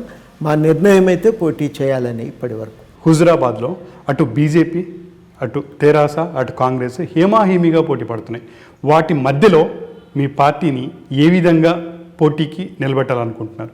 మరి వాతావరణం మంచిది కాదని మాట అయితే చెప్పేటోళ్ళు కావాలి కదా. ఇది మంచిది కాదు, సమస్యల మీద మాట్లాడుకుందాం, 7 ఏళ్ల నిరంకుశ పాలనను తిరస్కరిస్తున్నాం, బాధ్యతారాహిత్యంగా వ్యవహరించిన అధికార పార్టీని ప్రశ్నిస్తున్నాం. మనమైనా బాధ్యతగా ఉండాలి కదా, సమస్యలు ప్రదానం చేసుకోవాలి కదా, వాటి మీదే కదా రాజకీయాలు నడవలసినటువంటి అంశము. కార్యకర్తలంటే అమ్ముడు కొనుడే మాత్రమే కాదు కదా, నిస్సంకోచంగా కొన్ని విలువల ప్రాతిపదికన మనం బతకాలి, సమాజాన్ని బతికించే ప్రయత్నం చేయాలి కదా, అదే నాయకుడి కర్తవ్యం కదా. ఇవన్నీ ఎందుకు మర్చిపోతున్నాం అనేది మా ప్రశ్న. అయితే కొంతమంది ఏమంటున్నారంటే, చాలామంది విశ్లేషకులు కానీ ఎవరైనా కానీ, టీజేఎస్ పార్టీ ఉనికి చాటటానికే రంగంలోకి దిగుతుంది అని చెప్పేసి అంటుంది. దాని మీద మీరేమంటారు? పార్టీలేంది పండుగ చేసుకోవటానికి పోతాయి ఎన్నికలకు? అన్ని పార్టీలు ఉనికి చాటుకోవటానికి పోతాయి, మేము కూడా గందుకే పోతాం. లేకపోతే ఎందుకు పోతామండి? అంటే ప్రధానంగా సమస్యలు వినిపించడానికి వెళ్తున్నారని మీరు ఉనికి అంటే అర్థంలోనే ఉనికి చాటుకోవటం అంటే మనం అనుకున్నటువంటి ఒక దృక్పథం, మనం రాజకీయాలకు సంబంధించి ఒక అవగాహన ప్రజలకు చెప్పటానికి ఇది ఒక సందర్భం కదా, సందర్భాన్ని ఉపయోగించుకుందామని. అంటే ఆ సందర్భంతో మీరు ఉన్నటువంటి ఇష్యూస్ని అక్కడ ప్రజల ముందు పెట్టాలని చూస్తున్నారు. రాజకీయాలు ఎట్లా నడిస్తే మనకు లాభం అవుతుంది, ప్రభుత్వాలు ఎట్లా పనిచేస్తే మనకు బాగుంటుంది, ఎన్నికలు ఎట్లా జరగాల్సి ఉంటుంది, వీటిపైన మాట్లాడదామని. ఎందుకు ప్రతి దగ్గర మీరు వెళ్ళి ప్రశ్నలు సంధించడం కానీ, లేకపోతే సమస్యల్ని ప్రజల ముందు పెట్టడం కానీ, అవి తీర్చేదాకా వెళ్లకుండా టీజేఎస్ పార్టీ ఎందుకు వెనకబడుతుంది? ఒక విధంగా చూడాలి. సమస్యలు ఎవరు పరిష్కరించాలండి? టీజేఎస్ పార్టీ గవర్నమెంట్లో లేదు, గవర్నమెంట్ పరిష్కరించాలి. టీజేఎస్ పార్టీ ఏం చేయగలుగుతుంది? నైతికంగా రాజ్యాంగం మనకిచ్చిన అధికారాల ప్రకారం సమస్యను అధ్యయనం చేసే అవకాశం ఉంటుంది, దానికి పరిష్కారాలను వెతకాలి, పరిష్కారాలను బలంగా ప్రజలకు తీసుకుపోవాలి, ఎజెండా మీద రాజకీయ ఎజెండా మీద నిలపాలి, గవర్నమెంట్ పైన ఒత్తిడి పెట్టాలి. అంతవరకు మనం చేయగలుగుతాం. గవర్నమెంట్ చేయకపోతే భవిష్యత్తులో ఇది కనీసం ఈ సమస్య రాజకీయాల్లో మిగులితే ఈ రాజకీయ ఒత్తిడితో ఎప్పుడైనా పరిష్కారం కాకపోతాయి అనేది ప్రయత్నం. ఇప్పుడు నిరుద్యోగ సమస్య ఉంది, దానిపైన దృష్టి పెట్టి ప్రత్యేకంగా ఆలోచించకపోతే సమాజంలో తీవ్రమైనటువంటి సమస్యలు తలెత్తుతాయి, హింస పెరుగుతుంది, అసమానతలు పెరుగుతాయి. కష్టపడి చదువుకొని అట్టడుగు వర్గాల నుంచి పైకి ఎదిగినటువంటి వాళ్ళు మళ్ళీ రాలిపోతూ ఉంటారు, కిందికి అట్టడుగు స్థాయిలకు రాలిపోయి కూలీనాలు చేసుకొని బతికే పరిస్థితి వస్తుంది. ఇది మంచిది కాదు, సమాజ పురోగతికి మంచిది కాదు. మంచిది కాదనేది మాట్లాడటానికైనా ప్రయత్నం జరగాలి కదా. టీజేఎస్ పార్టీ ఎలాంటి విలువలతో ఎలాంటి మార్పు తీసుకురాబోతుంది ముందు ముందు? ఖచ్చితంగా మనుషులు మనకు కేంద్రం కావాలి, ప్రజలు కేంద్రం కావాలి, నిబద్ధతతో ఒక సేవా దృక్పథంతో పనిచేయాలి. మన కార్యాచరణ అనేది నిరంతరం ప్రజల మధ్య ఉంటూ వాళ్ళ సమస్యలను పరిష్కరించేదిగా ఉండాలి. నేను ఇవన్నీ కొత్తగా ఏం కనుక్కుంటలేనండి. 2004 దాకా ఉన్న విషయాలే నేను మళ్ళీ గుర్తు చేస్తున్నాను, అంతకంటే కొత్త విషయం ఒక్కటి కూడా చెప్తలేను. తెలంగాణ ఉద్యమ కాలంలో ఎట్లా పనిచేసినామో అట్లా ఉండాలని మాత్రమే కోరుకుంటున్నాను. ఏం చేసినామండి? జేఏసీగా మేము తిరిగితే ఎవరు ఏమన్నా అధికారం వస్తుంది అనుకొని చేసినామా? తెలంగాణ వస్తుందనుకొని కొట్లాడినాం. తెలంగాణ వస్తే బతుకులు బాగుపడతాయి అనే లక్ష్యంతో అందరికందరం తెలంగాణ కోసం కొట్లాడినాం. మామూలు పోరాటాల ప్రపంచ చరిత్రలోనే రాయదగినటువంటి పోరాటాలు జరిగినాయి. రేపు సెప్టెంబర్ నెల వస్తే 10 ఏళ్ళు పూర్తవుతుంది సకల జనుల సమ్మె మొదలై. అట్లాంటి పోరాటాలు చేసినటువంటి వాళ్ళము ఏమీ ఆశించనమంటే తెలంగాణ వస్తుంది, మన జీవితాలు బాగుపడతాయని చెప్పి కోరుకున్నాం. ఇవాళ బాగుపడలేదు. కానీ ఏ నిబద్ధతతో ఆ రోజు జనం కొట్లాడినరు, వాళ్ళు కొట్లాడబట్టి సమైక్యవాదం కుప్పగూలిపోయింది. పైసల సంచులతో తెలంగాణను శాసించినటువంటి వాళ్ళు పక్కకు నెట్టివేయబడ్డారు. ఒక కొత్త రాజకీయ నాయకత్వము, కొత్త రాజకీయం తెలంగాణలో ప్రవేశించడానికి ప్రాతిపదిక ఏర్పడ్డది. తన స్వార్థంతో కేసీఆర్ ఆ ఎదుగుదలను ఆ గర్భంలోనే దాన్ని విచ్చితి చేసినట్టు చేసిపోయిండు. ఇవాళ దాన్ని నిర్మించుకోవలసినటువంటి అవసరం ఉంది. ఆ నిర్మాణంకి ఇవాళ పూనుకోవాలి. ఆ రోజు మనకు ఉద్యమ కాలంలో ఏమేం చేసినామో గుర్తు చేసుకోవాలి. దాని నుంచి ఇవాళ విలువలను మనం తయారు చేసుకోవాల్సినటువంటి అవసరం ఉంది. చాలా కీలకంగా ఇవాళ తయారు చేసుకోవాల్సినవి చాలా చాలా అంశాలు ఉన్నాయి. నిజంగా ఎట్లా నడిచిందండి? జేఏసీలాడ కూర్చున్నాడు, జేబులో పైసలు లేకపోయినా ఎకరం పొలం అమ్మి పెట్టుబడి పెట్టినోళ్ళు. అది నేను అనేది. ఆ నిబద్ధత ఇవాళ తెలంగాణ ఉద్యమంలో చూసిన నిబద్ధత, త్యాగనిరతి, తెలంగాణ కోసం ఆ చిత్తశుద్ధితో జరిగిన కార్యాచరణ ఇవాళ తెలంగాణలో మళ్ళీ రావాలి. అవి వస్తే తెలంగాణ అభివృద్ధి చెందుతుంది. వాటిని తేవాలనేది తాపత్రయం. నువ్వు గెలిచినవా, నీకు ఎంత బలం ఉంది, ఎంత ముందుకు పోయినావు అంటే జరగాలి మార్పు. మా బలహీనతలు లేవని నేను అంటలేను. దాన్ని అధిగమించి ముందుకు పోకపోతే రాష్ట్రం బాగుపడదు. రాష్ట్రం బాగుపడకపోతే ఏమవుతుందో నేను 80 నుంచి కొట్లాడి మార్పుల కోసం ఇక్కడి దాకా వచ్చిన కాబట్టి నా జీవితంలో ఊపిరున్నంత వరకు నేను ఆ ప్రయత్నం చేస్తాను. ఎందుకంటే వచ్చే అనర్థాలు ఏంటివో నేను చూసిన కాబట్టి అట్లాంటివి భవిష్యత్తులో మళ్ళీ అట్లాంటి అనర్థాలు రాకూడదని ఆలోచనతో, ఒక ప్రజాస్వామిక వాతావరణంతో శాంతియుతంగా ప్రజలు తమ అనుకున్నటువంటి జీవిత లక్ష్యాల సాధన కోసం ఎదగటానికి కావలసిన చేయూత ప్రభుత్వం నుంచి దొరుకుతుంటే, సుభిక్షంగా ప్రజలు బతుకుతుంటే అది మనం తెలంగాణ కోరుకోవాలి. అన్ని వర్గాలకు అవకాశం ఉండాలి. ఎక్కడ ఏ కులంలో అన్న బుట్టని, ఏ మతంలో అన్న బుట్టని, ఆర్థిక స్థితి, హోదా ఏదన్నా కావచ్చుగాక, కానీ మొత్తం మీదనైతే ఆ ఎదుగుదలకు తెలంగాణ అవకాశం దొరకాలి. అది మేము కోరుకున్నాం. అందరికీ చదువు దొరకాలి, అందరికీ వైద్యం దొరకాలి, మనిషికి బతుకుదెరు ఉండాలి, ఇబ్బంది పడొద్దు. చదువుకున్న పిల్లలు ఇజ్జత్తో బతకటానికి కదా వాళ్ళ అవకాశం కోరుకునేది. ఆ అవకాశం ఉండాలి. మంచి వ్యవసాయం చేసుకోవాలి. తెలంగాణకు ప్రత్యేకత ఉంది, అవి కాపాడుకోగలగాలి. తెలంగాణలో చిన్న పరిశ్రమలు ఎక్కువ పెట్టుకోవాలి, బతుకుదేరు చూయించాలి, అందరికీ వ్యవసాయ అనుబంధ పరిశ్రమలు రావాలి. గవి కోరుకున్నామండి మేము. ఆ కోరుకున్నది సాధించాలని అలా తాపత్రయం. ఎవరి బతుకువాడు సుఖంగా బతకని. పొద్దున్న లేస్తే వాళ్ళ ఇంట్లో నిప్పు పెడితే ఏం ప్రయోజనం? ప్రభుత్వం వచ్చింది పాలన చేయటానికా, నిప్పు పెట్టడానికా అనేది ఇవాళ ప్రశ్న. ఈ నిప్పు పెట్టేటోడు మనకెందుకు? మన బతుకులు బాగు చేసుకునే ప్రయత్నం ఒకటి మనకు కావాలి. ప్రభుత్వం ఆ పని చేయాలి. చేయాల్సినోడే అడ్డం పడుతుంటా అంటే మన అభివృద్ధికి, మన జీవితానికి ఆటంకం అయితే అది మారాలి. ఆ మారాలని మేము ఇవాళ కోరుకుంటున్నాం. అయితే 2023లో ఎలక్షన్స్ వస్తే టీజేఎస్ పార్టీ ఎవరి సపోర్ట్ లేకుండా ఇండివిజువల్గానే ముందుకు పోవాలని అనుకుంటుందా? మా ప్రయత్నము కాలం కొన్నింటికి సమాధానాలు చెప్తుంది. ఒకటైతే వాస్తవం, మేము సొంతంగా నిలబడాలనేది. ఎట్లా జరుగుతాయి ఎన్నికలు అనేది ఇంకా చాలా ప్రశ్నలు ఉంటాయి కదా. కానీ ఇప్పుడున్న రాజకీయ సమీకరణాలు చూసుకుంటూ ఉంటే ఎంత తొందరగా టైఅప్ అయితే అంత ఎక్కువగా బలం ఉంటుంది అని చెప్పేసి చాలామంది అంటున్నారు. దాని మీద మీ స్పందన? ఇంకా 2 ఏళ్ళు ఉన్నాయి. ఈ తొందర ఉరుకులాట ఇది ప్రయోజనం ఇచ్చేది కాదు. ఇది ఎక్కువ ఇప్పటి నుంచే ఉరికితే కూడా ఎవ్వరు నిలబడే పరిస్థితి ఉండదు. ఆఖరికి వచ్చేసరికి తప్పనిసరిగా కదలాలి, వేగం ఉండాలి. కానీ ఈ ఉరుకులాట పనికిరాదు. ఇది నా దృష్టిలో చాలా చాలా జాగ్రత్తగా మన కర్తవ్యాలను నిర్ణయించుకుందాం, మన విలువలను ఎంచుకుందాం, ఒక ఖచ్చితమైన నిబద్ధతతో ప్రజల కోసం పనిచేద్దాం. అది నా దృష్టిలో చాలా కీలకం. ఆ పని చేసే క్రమంలో కొన్ని సమస్యలు కొత్త ఎదురవుతుంటాయి. ఇవాళ మనం అనుకున్నదే కాదు, ఇంకా కొత్తవి కూడా రావచ్చు. వాటన్నింటికి పరిష్కారాలను దేవులాడుకుందాం ఆ సమయంలో. అప్పటి ఈ అనుభవం అంతటిని దృష్టిలో పెట్టుకొని ఇంకా కొత్త పార్టీలు కూడా వచ్చే అవకాశం కూడా ఉంది. కొంతమంది చెప్పలేము, రావని ఎందుకు అనుకోవాలి, వస్తాయి, ఎందుకు రావు. హుజురాబాద్లో ఈటల రాజేంద్ర గారి మీద ఒక కామెంట్ చేశారు. ఆయన బీజేపీలో జాయిన్ అయితే బీజేపీ పార్టీకే బలం అని చెప్పేసి అన్నారు. అది ఏ విధంగా చూడవచ్చు? ఏ విధంగా బలం? ఎందుకో ఆయన బలమైన గట్టు మీద పెట్టానికి పోయినట్టు అనిపించింది. తన బలాన్ని తాను కాపాడుకొని కొంతకాలం దాన్ని ఇనుమడింపజేసుకోవటానికి, తన వెంట నడిచే శక్తులకు మార్గనిర్దేశన చేయటానికి ఆయన పూనుకొని ఉండాల్సిందని. ఆ మార్గనిర్దేశన చేస్తే అది తెలంగాణ ఇవాళ నిరాశ నిస్పృహలో ఉన్న తెలంగాణ సమాజానికి మేలు జరిగేదని నేను చాలా బలంగా నమ్ముతున్నా. ఊరికే పైన పొడి మాటలు కావివి, ఏదో నాకు తోచింది కాబట్టి చెప్తున్న విషయం కూడా కాదు. అనేక మంది తెలంగాణ ఉద్యమకారులు ఫోన్ చేసి చెప్పిన మాటే నేను బయట చెప్పిన. వాళ్ళు చెప్తే అందరికీ వినబడదు కాబట్టి మా తరఫున నువ్వన్నా మాట్లాడు అంటే నేను మాట్లాడినటువంటి మాటలు కానీ అవి నా ఒక్కని వ్యక్తిగతమైన అభిప్రాయాలు కాదు. తెలంగాణ సమాజంలో ఇవాళ ఉన్నటువంటి ఆవేదన నేను వ్యక్తం చేసిన. తెరాసల నుంచి ఈటల గారు బయటకు వచ్చిన తర్వాత చాలామంది ఒక సొంత పార్టీ అయినా పెడతారు, లేకపోతే కోదండరాం లాంటి వాళ్ళతో కలిసి నడుస్తారు, లేకపోతే ఇంకొక ఉద్యమానికి తెరలేపుతారు అనుకున్న సందర్భంలో డైరెక్ట్గా వెళ్ళి బీజేపీలో జాయిన్ అయ్యారు. దాన్ని ఏ విధంగా చూడొచ్చు? వారే అన్నారు కదా ముందు నన్ను నేను నిలదొక్కోవాలని, కాబట్టి వారి రక్షణ అనేది వారికి కీలకమైపోయింది. ఆ సమయంలో పోయిండు, కానీ అది వాంఛనీయమైనటువంటి పరిష్కారం అయితే కాదు.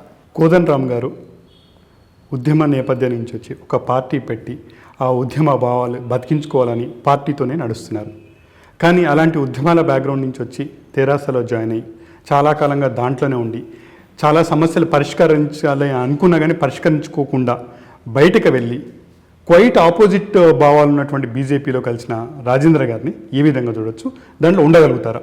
తాను చాలా చేయటానికి ఒక అవకాశం ఉండే, ఆ అవకాశాన్ని వదులుకునేది నా దృష్టిలో నాకు అది జీర్ణించుకోలేకపోయినా, నేను జీర్ణించుకోలేకపోతున్నా ఇప్పటికి కూడా. ఉంటే బాగుండేది, సమాజం బాగుపడేది అనేది. ఆయనకి ఏమవుతుండే, నాకెంత లాభం అవుతుంది, నేనెంత నిలబడతా అంటే అది వేరే విషయం. కానీ సమాజానికి ఎంత మేలు అవుతుంది అంటే ఎక్కువ మేలు అవుతుంది, దాంట్లో ఏం అనుమానం కూడా అవసరం లేదు. మరి ఎందుకు ఇంత ఉద్యమ నేపథ్యం ఉండి ఇంత ఫైట్ చేసిన నాయకులు కూడా ఇప్పుడు రాజకీయాలు ఈ విధంగా ఎందుకు ఆలోచిస్తున్నారు? నేను ఎందుకు పార్టీలో ఉన్నామంటే ఇవన్నీ ప్రశ్నలకు సమాధానాలు వెతుక్కునే క్రమమే మమ్మల్ని రాజకీయాల్లోకి తీసుకొచ్చింది. ఒక్కొక్కసారి ఒక్కొక్క వ్యక్తికి సమాజము అరుదైన అవకాశం ఇస్తుంది, చరిత్రనే మార్చే అవకాశం ఇస్తుంది. ఆ సమయం వచ్చినప్పుడు చరిత్ర మార్చడానికి పూనుకుంటారా, తమ వ్యక్తిగతమైన ఎదుగుదలకే పరిమితమవుతారా అనేదే కీలకమైన అంశం. ఆయన రెండో దాన్ని ఎంచుకున్నాడు, మొదటి దాన్ని వదిలేసిండు. ఇబ్బందులు మొదటి తోవ ముళ్ళ తోవ, అది ఎవరు నడుస్తారండి, ఎవరు నడుస్తారు? అది నేను అనుకోవటము రాజకీయాల్లోకి వస్తే మొదటి తోవనే ఎంచుకోవాలి. కర్పూరి ఠాకూర్ వలె, మన కాన్షీరామ్ వలె ఆ మొదటి తోవ ఎంచుకోవాలి. అంబేద్కర్ వలె, అంబేద్కర్కి అవకాశాలు లేకుండా ఎంచుకున్నాడు ఒక తోవ, అది ముళ్ళ తోవ అని తెలిసి ఆ తోవని ఎంచుకున్నాడు. అట్లా మనం ఒక బాధ్యత ఎరిగి పడతామో లేస్తామో కానీ శాశ్వతమైన ఒక కాంట్రిబ్యూషన్, ఒక తోడ్పాటు అనేది సమాజానికి ఉండాలి. నిజాం పాలన నుంచి తెలంగాణ ఉద్యమం ఉంది, కానీ తర్వాత ఉద్యమం స్టార్ట్ అయిన తర్వాత తెలంగాణ సాధించుకున్న తర్వాత నిజంగా ఉద్యమంలో పాల్గొన్న చాలామంది కనుమరుగైపోయారు. వాళ్ళు ఇప్పుడు ఎక్కడున్నారు? వాళ్ళు మళ్ళీ తెర మీదకి రావాలి, మళ్ళీ మీలాంటి వాళ్ళతో కలిసి పోటీ చేయాలంటే మీరు ఏ విధమైన సందేశం ఇస్తారు? మేము అందరికీ కూడా చెప్పేది ఒకటే, అందరం కలుద్దాం, నిలబడదాం. మనం ఆ రోజు ఏ రకమైన తెలంగాణను కలగన్నామో దాన్ని సాధించుకుందాం, ఒక ప్రజాస్వామిక తెలంగాణ నిర్మించుకుందాం, మనమందరం మనుషులుగా బతకగలిగే తెలంగాణ నిర్మించుకుందాం. కలిసి రండి, అందరం కలిసి నడుద్దాం, ప్రయాణం చేద్దాం. మనమే తెలంగాణ తెచ్చిన వాళ్ళం, రేపు మార్పు కూడా మనం తేగలం అనేదే అందరికీ నేను విజ్ఞప్తి చేయదలిచిన. ఆ కలుపుకోపోవటానికి మేము కూడా భవిష్యత్తులో చాలా కార్యక్రమాలు చేయబోతున్నాం. కానీ ఎక్కడ వెనకబడుతున్నారు ఈ ఉద్యమకారులు? పాపం వాళ్ళను జేబులో పైసలు ఉన్నాయి, తాపత్రయం ఉంటుంది ఏదైనా చేస్తే బాగుండు అని. ఏదైనా చేయకపోతే కుటుంబం నడవదు, రెక్కల కష్టం, పొద్దున్న లేస్తే ఏదో పని చేస్తూ ఉంటాడు. ఆ సమయంలో ఆయనకున్న కొద్దిపాటి సమయంలో తాను ఏదన్నా చేయటానికి ప్రయత్నం చేస్తాడు. చేయకుండా ఏం లేరు, కానీ అది ఆసక్తి చాలట్లేదు. ఆ ఉన్నంతలో ఏదో ఒకటి వాట్సాప్లో మెసేజ్ అన్న పెడతాడు, లైక్ అన్న కొడతాడు, మంచి జరిగినప్పుడు సంతోషపడి చప్పట్లు కొడతాడు. అవన్నీ చేస్తున్నారు. పాపం వాళ్ళకున్న పరిమితి కదా అది, వాళ్ళ ఆర్థిక పరిస్థితి, కుటుంబ పోషణ, ఇంట్లో అందరినీ వాళ్ళ వృద్ధిలోకి తీసుకురావాలనేది కూడా ఉంటుంది కమిట్మెంట్. తాను తన కుటుంబ సభ్యులు కూడా ఇంకా చదువుకోవాలి, పైకి రావాలి, మంచి స్థానంలో ఉండాలనే తపన ఉంటుంది. అవన్నింటినీ సమన్వయపరుచుకుంటూ చేస్తున్నారు, కానీ ఆ చేసే తక్కువ కావటంతో బయట కనబడతలేదు. అయితే మీరు చెప్పినట్టు ఇన్ని కష్టాలు ఉన్నాయి, ఫ్యామిలీ ఉండదు కొంతమందికి, ఇప్పుడు కూడా ఎక్కడున్నారో తెలియదు, వాళ్ళ మీద ఎన్నో కేసులు ఉద్యమకారుల మీద చాలా ఉన్నాయి. కానీ వీటిని అన్నింటినీ కూడా తట్టుకొని నిలదొక్కున్న ఉద్యమకారులు రోజు కరువైపోతున్నారు. ఇలాంటి పరిస్థితిలో రేపు పొద్దున రాజకీయాల పరిస్థితి ఏంటి, ఏ విధంగా చూడొచ్చు? వ్యాపారం అయిపోతుంది, ఇది కూడా ఒక కార్పొరేట్ వ్యవహారం లాగా మారుతుంది, పైసల చుట్టూ తిరుగుతుంటుంది. ప్రతిదీ ఒక ఈవెంట్కు మేనేజర్ ఉన్నట్టు దేనికి కూడా మేనేజర్ ఉంటాడు. అది రాజకీయాల స్వరూపం. మనకు కావాల్సింది ఈవెంట్ మేనేజర్లు, ఈ సర్కస్లు చేసే వ్యవహారం కాదు. నిబద్ధతతో ప్రజల సమస్య పరిష్కారం కోసం నిలబడాలి, త్యాగనిరతో సేవ చేయాలి. అది చాలా చాలా కీలకం. అట్లా కొట్టాడబట్టే, అట్లా అనేక మంది త్యాగం చేయబట్టే, బలిదానాలకు పాల్పడబట్టే తెలంగాణ వచ్చింది. ఉట్టికి వచ్చిందా అనండి, ఇవాళ అది ఎందుకు అవసరం, అంతెందుకు తిప్పలబడాలి, ఏదైనా పార్టీలో చేరొచ్చు కదా అని చాలామంది అంటారు. వాళ్ళు ఆ రోజు ఆ కష్టపడకపోతే ఇవాళ మనకు తెలంగాణ రాకపోతుండే. ఇవాళ మనం కష్టపడకపోతే రేపటి తెలంగాణ బాగుపడదు కదా.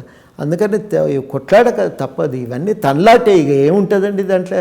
జీవితం అంటే పొద్దున్న లేస్తే రాత్రి దాకా తనలాటే, అంతకు మించి ఇంకేమున్నది చెప్పండి. నిరంతర ఘర్షణ. ఈ ఘర్షణలతోనే మనం ముందుకు పోతాం. తల్లి కడుపు నుంచి బయటికి రావటానికి ఘర్షణ, నడక నేర్చుకోవటానికి ఘర్షణ, మనిషిగా తనను తాను ఎదిగి ఒక మంచి విద్యాబుద్ధులు నేర్చుకోవటానికి ఘర్షణ, తాను మనిషిగా బతకటానికి ఒక ఘర్షణ. ఎక్కడా లేదు చెప్పండి, అడుగడుగున ఘర్షణే. ఆ ఘర్షణ తప్పదు. ఆ ఘర్షణ పడితేనే మనం ఏదన్నా మార్పును చూడగలుగుతాం. ఎన్నో ఉద్యమాల్లో నుంచి వచ్చినటువంటి పార్టీలు, కానీ మీ దృష్టిలో ఇప్పుడు ఉద్యమాల్లో నుంచి వచ్చినటువంటి పార్టీలు నిలబడి ఉన్నాయా, లేకపోతే అలాంటి ఉద్యమ భావాల్ని అమలు చేస్తున్నాయా, చేయకపోతే ఎక్కడ ఫెయిల్యూర్ అవుతున్నాయి? కొన్ని ఉన్నాయి కదనండి. ఇప్పుడు ఆమ్ ఆద్మీ పార్టీ ఉంది. మీరు ఏమన్నా చెప్పండి, ఢిల్లీ పాలనలో మార్పు తెచ్చింది, అట్టడుగున ఉన్న మనిషికి గుర్తింపునిచ్చింది, వాళ్ళ సమస్యలన్నీ పరిష్కరించడానికి యంత్రాంగాన్ని కదిలించింది, స్కూళ్ళు బాగు చేసింది, హాస్పిటళ్ళు బాగు చేసింది. ఒక రకంగా మొన్న కోవిడ్ వచ్చినప్పుడు కూడా నిరంతరం ముఖ్యమంత్రి అనే వ్యక్తి నిరంతరం ప్రజలతో తిరిగి తన ప్రయత్నం తాను చేసిండు కదా. ఇప్పటికి కూడా ఢిల్లీలో జరుగుతున్న రైతాంగ ఉద్యమం కోసం తపన పడే రాజకీయ కార్యకర్తలు లేరా? యోగేంద్ర యాదవ్ లాంటి వాళ్ళు మామూలు ప్రయత్నం చేస్తున్నారు. నేషనల్ లెవెల్ అయితే ఉన్నాయి, కానీ మన స్టేట్ పరిస్థితి ఏంటి? తెలంగాణలో మన స్టేట్లో ఎంతమంది అట్లుండబట్టి తెలంగాణ వచ్చిందండి? తెలంగాణ వచ్చిన తర్వాత ఉద్యమ నేపథ్యం ఉన్న పార్టీలు ఏ విధంగా ఉన్నాయి, ఎందుకు నిలదొక్కోలేదు? ఇప్పుడు ఉద్యమ నేపథ్యం ఉన్న పార్టీలు ఎవి ఉన్నాయండి? ఎవి లేవు. టీఆర్ఎస్ ఒకటే ఉద్యమ నేపథ్యం ఉన్న పార్టీ. టీఆర్ఎస్ అప్పుడు కూడా అధికారమే పరమావధిగా నడిచింది, ఇప్పుడు కూడా అధికారమే పరమావధిగా నడుస్తున్నది. అధికారం ఉంటే ఆస్తులు సంపాదించుకోవచ్చు అనే ఆలోచన తప్ప వాళ్ళకి ఇంకో ఆలోచన లేదు. అంతకంటే ఏం భిన్నంగా ఊహించుకుంటాం మనం?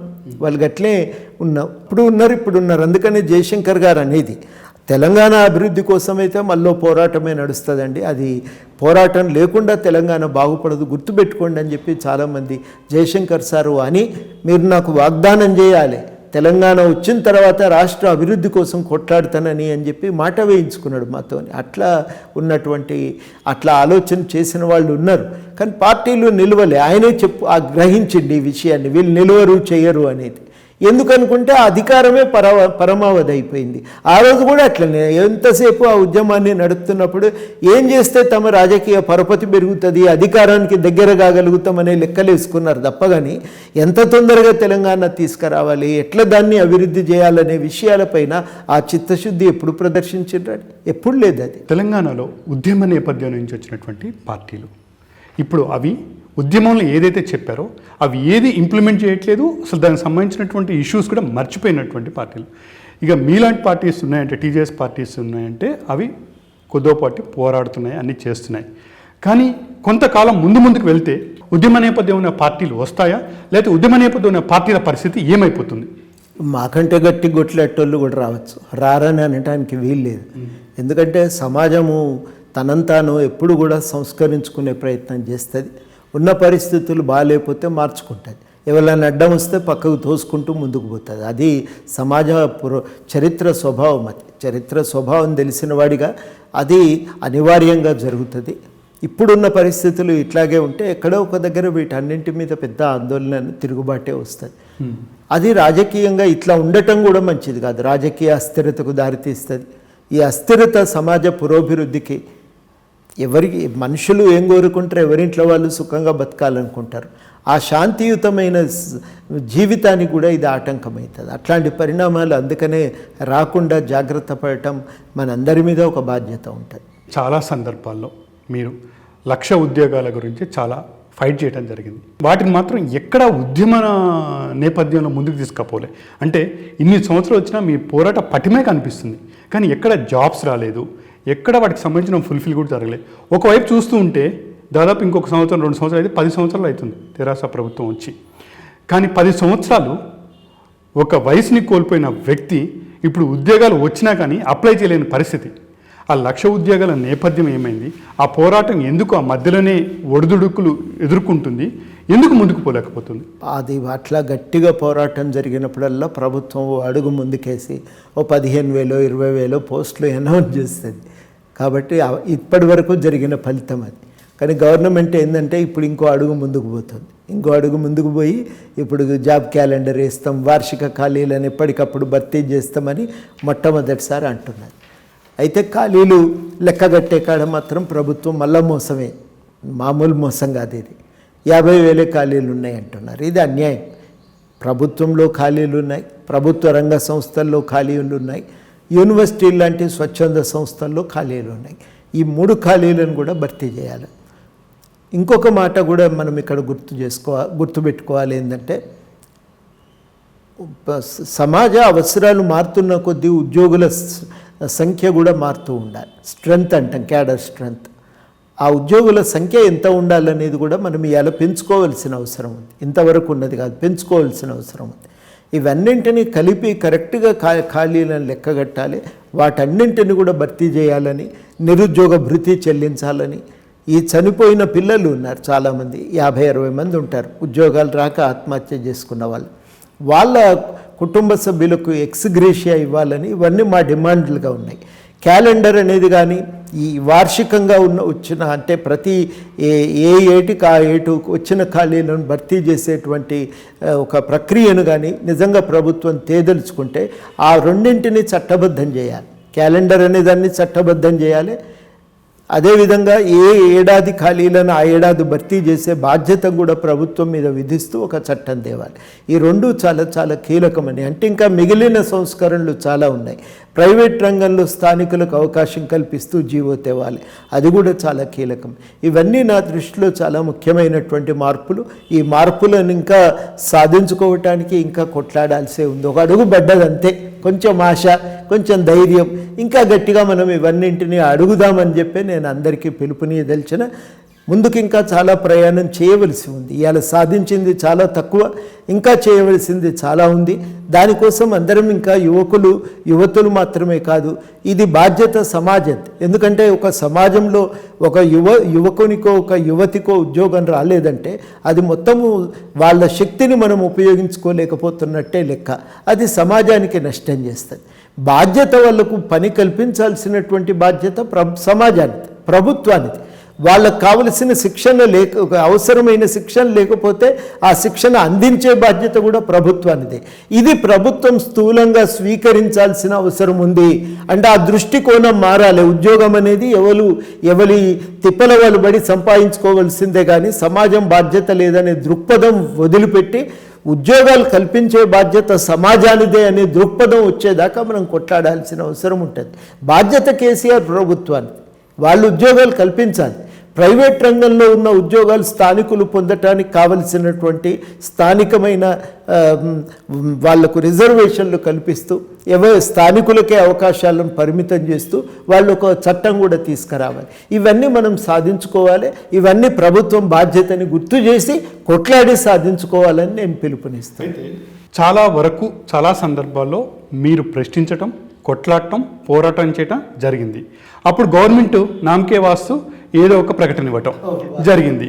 కానీ వాటిని అక్కడనే ఆపేసి ఆ తర్వాత మళ్ళీ ఎందుకు ముందుకు తీసుకెళ్ళలేకపోయారు? ఒకసారి 2 సార్లు అంటే ఓకే, ప్రభుత్వం ప్రతిసారి అదే చేస్తూ ఉంటే కోదండరామ్ గారు ఎందుకు ప్రశ్నించలేదు? ప్రతిసారి చేసినామండి, ప్రతిసారి చేసినాం.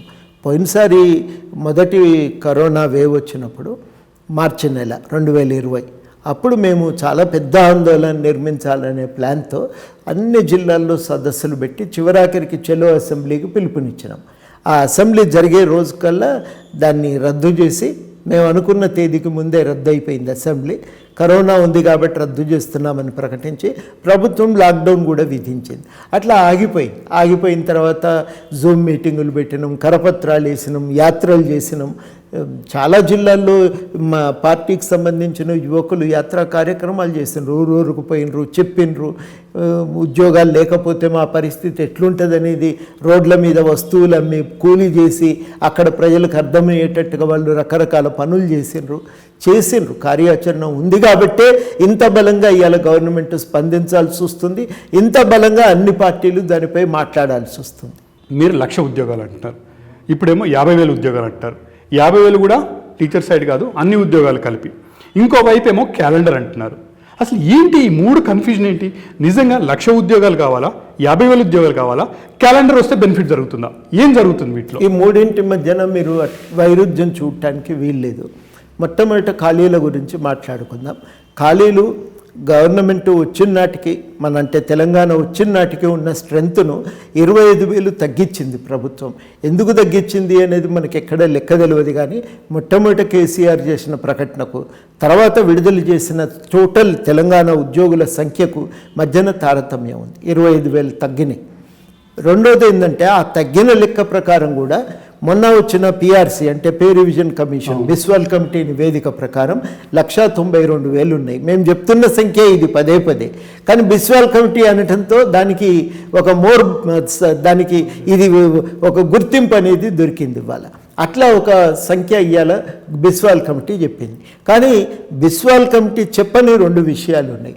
ఒకటేంటంటే జిల్లాలు పెరిగినాయి, మండలాలు పెరిగినాయి, డివిజన్లు పెరిగినాయి, ఆఫీసులు పెరిగినాయి, స్కూళ్ళు కాలేజీల సంఖ్య పెరిగింది. వీటన్నింటి వల్ల క్యాడర్ మళ్ళా పెరిగింది, ఉద్యోగులు మళ్ళీ పెరగాల్సిన అవసరం ఏర్పడ్డది. ఆ మొట్టమొదట ఎంతమంది అదనంగా ఉద్యోగుల అవసరం అనేది కూడా తీయండి. 2 ఉన్న ఖాళీలన్నింటినీ గుర్తించండి. ఇది ఒక భాగం. రెండో భాగం ఏంటంటే ప్రభుత్వంలోనే కాదు, పబ్లిక్ రంగ సంస్థల్లో స్వచ్ఛంద సంస్థల్లో కూడా ఖాళీలు ఉన్నాయి. సింగరేణి, ఆర్టీసీ లాంటి పబ్లిక్ రంగ సంస్థలు, ఉస్మానియా యూనివర్సిటీ లాంటి ప్రభుత్వ అధీనంలో ఉన్న స్వచ్ఛందంగా స్వతంత్రత కలిగిన సంస్థలు, అవన్నింట్లో ఉన్న ఖాళీలు కూడా భర్తీ చేయండి. ఇవన్నీ భర్తీ చేస్తే సుమారు 3 లక్షల ఖాళీలు వెళ్తాయి. బిస్వాల్ కమిటీ నివేదికకు అదనంగా ఇంకో 1,00,000 దాకా వస్తాయి. అవన్నీ కలిపితే సుమారు 3 లక్షల ఖాళీలు ఉంటాయి. ఆ 3 లక్షల ఖాళీలను ఇలా ప్రభుత్వం స్వీకరించాలి, భర్తీ చేయాలి. 2 భర్తీ చేసేటప్పుడు ప్రస్తుతం ఉన్న ఆనవాయితీ ఏంటంటే ఎప్పుడు పడితే అప్పుడు ఇస్తారు. అది సరిగ్గా ఇంటర్మీడియట్ పరీక్షలు ఉన్నప్పుడు, డిగ్రీ పరీక్షలకు చదువుకోవాల్సిన సమయంలోనూ, పీజీ పరీక్షలకు ప్రిపేర్ అవుతున్నప్పుడు వాళ్ళు ఇస్తారు. అట్లా కాదు, మనం గవర్నమెంట్తో అనేది ఏంటంటే ఈ ఖాళీల భర్తీకి మీరు క్యాలెండర్ ప్రకటించండి. ఇప్పుడు మీకు ఉదాహరణకి ఆల్ ఇండియా సివిల్ సర్వీసెస్ పరీక్షలు సంవత్సరంలో ప్రతిసారి అదే రోజు జరుగుతాయి. వానరాని పిడుగులు పడని, కరోనా వచ్చినప్పుడు మొన్న వాయిదా వేసారు. కానీ నాకు తెలిసి ఇప్పటి వరకు ఆ పరీక్షలు తేదీలు మార్చలేదు. అట్లా మీరు క్యాలెండర్ అంటే ఒక నిర్దిష్ట తేదీలో ఆ పరీక్షలు జరగాలి. రెండోది ఏంటంటే 10 పరీక్షలకు మీరు 10 జాబ్స్కి 10 పరీక్షలు పెట్టకండి. ఒక పరీక్ష పెట్టుకొని ఆ మార్కులను బట్టి ఎక్కడ అర్హత దొరికితే అక్కడ. ఉదాహరణకి సివిల్ సర్వీసెస్ పరీక్ష రాస్తే సెంట్రల్ సర్వీసెస్కి, ఐఏఎస్కి, ఐపీఎస్కి, ఐఎఫ్ఎస్కి కావలసిన వాళ్ళని ర్యాంకును బట్టి ప్రిఫరెన్స్ని బట్టి సెలెక్ట్ చేస్తారు. అది మనం ఇవాళ చేయాల్సినటువంటి అవసరం రాష్ట్రంలో కూడా ఉంది. క్యాలెండర్ అంటే 2 అంశాలు ఉంటాయి. అట్లా మీరు ఒక క్యాలెండర్, ఒక నిర్ణీత తేదీల ప్రకారం పరీక్షలు జరపండి. వీలైనంత వరకు ఈ పరీక్షలన్నింటినీ కూడా మీరు క్లబ్ చేసి ఆ వచ్చిన మార్కులను బట్టి ఒకే ఎగ్జామ్తో అన్నింటికీ కూడా వాళ్ళ ఎలిజిబిలిటీని చూసి వాళ్ళని రిక్రూట్ చేసుకునే పద్ధతి. ఇట్లా మనము గవర్నమెంట్ కనుక చేయగలిగితే పిల్లలకి ఈజీ అవుతుంది. వచ్చే సంవత్సరం ఈ సమయానికి పరీక్ష ఉంటుంది, ప్రిపేర్ కావాలి. పలానా నెలలో నేను నాటేసిన పలానా నెలలో కోతలు ఉంటాయి, కోతలకు ముందే తయారవుతాడు రైతు. పలానా రోజు 10th పరీక్షలు మొదలవుతాయి అనుకుంటే పిల్లలు ముందే మొదలవుతారు. పలానా నెల డిగ్రీ పరీక్షలు అంటే ముందు నుంచి తయారవుతాడు. అట్లనే దీనికి నిర్ణీత తేదీలు ఉండాలి, ఆ క్యాలెండర్ ప్రకారం జరగాలి. ఇది చాలా కీలకమని మనం డిమాండ్ చేస్తున్నాం. ప్రభుత్వం దానికి ఒప్పుకుంది. మూడోది ఏం అడుగుతున్నామంటే పంచాయతీ ఏందా ప్రతిసారి ఏ సంవత్సరం ఎన్ని ఖాళీలు ఉంటే ఆ సంవత్సరమే భర్తీ చేయి. ప్రతి సంవత్సరం 8,000 నుంచి 12,000 మంది ఉద్యోగులు రిటైర్ అవుతారు. ఆ సంవత్సరమే భర్తీ చేయండి. దాన్ని ఆగబెట్టి ఆపటము, వాటిని అన్నింటిని మూటగట్టటము, ఒకేసారి అందులో కొన్నింటిని తొలగించటము, కొన్ని భర్తీ చేయటం మీ రాజకీయ అవసరాలను బట్టి అది కరెక్ట్ కాదు. మాకే హుజురాబాద్ ఎన్నుకుంటే నేను వేస్తా, సాగర్ ఎన్నుకుంది కాబట్టి 50,000 అంట, ఎమ్మెల్సీ ఎన్నికలు దాటడం కోసం 50,000 రాబోతున్నాయని అంట. ఇది కాదు. నీ క్యాలెండర్ ప్రకటించి ఆ తేదీల ప్రకారం పరీక్షలు చేయి. నీ రాజకీయ అవసరం ఏంది? ఇది కరెక్ట్ కాదు. దీన్ని మనం సీరియస్గా తప్పుపడుతున్నాం. మూడోది నేను చెప్పదలుచుకుంది ఏంటంటే ఉద్యోగం అనేది సామాజిక పురోభివృద్ధికి వీసానండి. అది మన వాళ్ళకి చాలామందికి అర్థమైతలేదు. ఇప్పుడు మొన్న కొండల్ అనే యువకుడు ఆత్మహత్య చేసుకున్నాడు. కొండల తల్లిదండ్రులు కూలీ చేసుకునేది. వాళ్ళు కూలీ చేసి ఆయనను చదివించారు. ఆయన ఎంకామ్ చేసిండు, బీకామ్ చేసిండు, బీఎడ్ చేసిండు. ఆయన తల్లిదండ్రుల కూలీ మీద బతుకుతున్నాడు ఇప్పటికీ. ఆయన పరిస్థితి ఏంది? అయితే ఆయన కూలీ అన్న చేసుకోవాలి, లేకపోతే నౌకరు అన్న సంపాదించుకోవాలి. నౌకరి కల్పించకపోతే చదువుకున్నాడు మళ్ళీ కూలీగా రాలిపోవటమే కదా. పాము నిచ్చెన ఆటలో కుసాకరికి పెద్ద పాము ఉంటుంది ఆఖరి గడి కంటే ముందు. ఆ పెద్ద పాము మింగితే మళ్ళీ మొదటి గడికి వస్తాడు. అట్లా మొదటి గడికి తీసుకొచ్చి పడేయటం. వాళ్ళు మళ్ళీ కూలీనాలి చేసుకోవాలి. చదువుకొని పనిచేసి ఏదో ప్రైవేట్ స్కూల్లో పనిచేసే టీచరు, ప్రైవేట్ స్కూల్ కాలేజీలో పనిచేసే లెక్చరరు, ఈ చదువుకొని డిగ్రీ పీజీ చేసినటువంటి పిల్లలు ప్రతి ఒక్కరు కూలీలుగా మారటం అనేది చాలా అన్యాయం. ఇంకా సామాజిక పురోభివృద్ధి ఎక్కడుంటుంది? మార్పు ఎట్లా సాధ్యమవుతుంది? పిల్లలు ఆత్మగౌరవంతో బతకటం ఎట్లా కుదురుతుంది? అది వాళ్ళ మనం చాలా సీరియస్గా లేవనెత్తుతూ, ఈ ఉద్యోగ కల్పన ఆయన చేతుల్లో లేదు. ఇది నా చేతి రేఖ, నాకు ఉద్యోగం ఉందా లేదా అని చెప్తుంది, కానీ ఉద్యోగం కల్పించే బాధ్యత గవర్నమెంట్ది.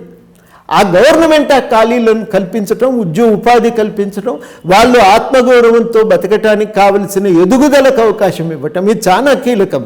భారత రాజ్యాంగం ఏం చెప్తుందంటే అన్ని వ్యవస్థలు న్యాయం చేకూర్చే విధంగా ఉండాలి. అట్టడుగు వర్గాల ప్రజలు కూడా అభ్యున్నతి సాధించడానికి ప్రభుత్వాధికారం తోడ్పడాలి. నువ్వు తోడ్పడకపోతే ఏం లాభం అండి? తెలంగాణ ఎందుకు తెచ్చుకున్నామంటే ఆ విషయంలో మార్పు జరుగుతుందని. నీళ్లు, నిధులు, నియామకాలు అని. నువ్వు ఆ పని చేయకపోతే ఏం లాభం? ఆ పని చేయలే 7 ఏళ్ల నుంచి.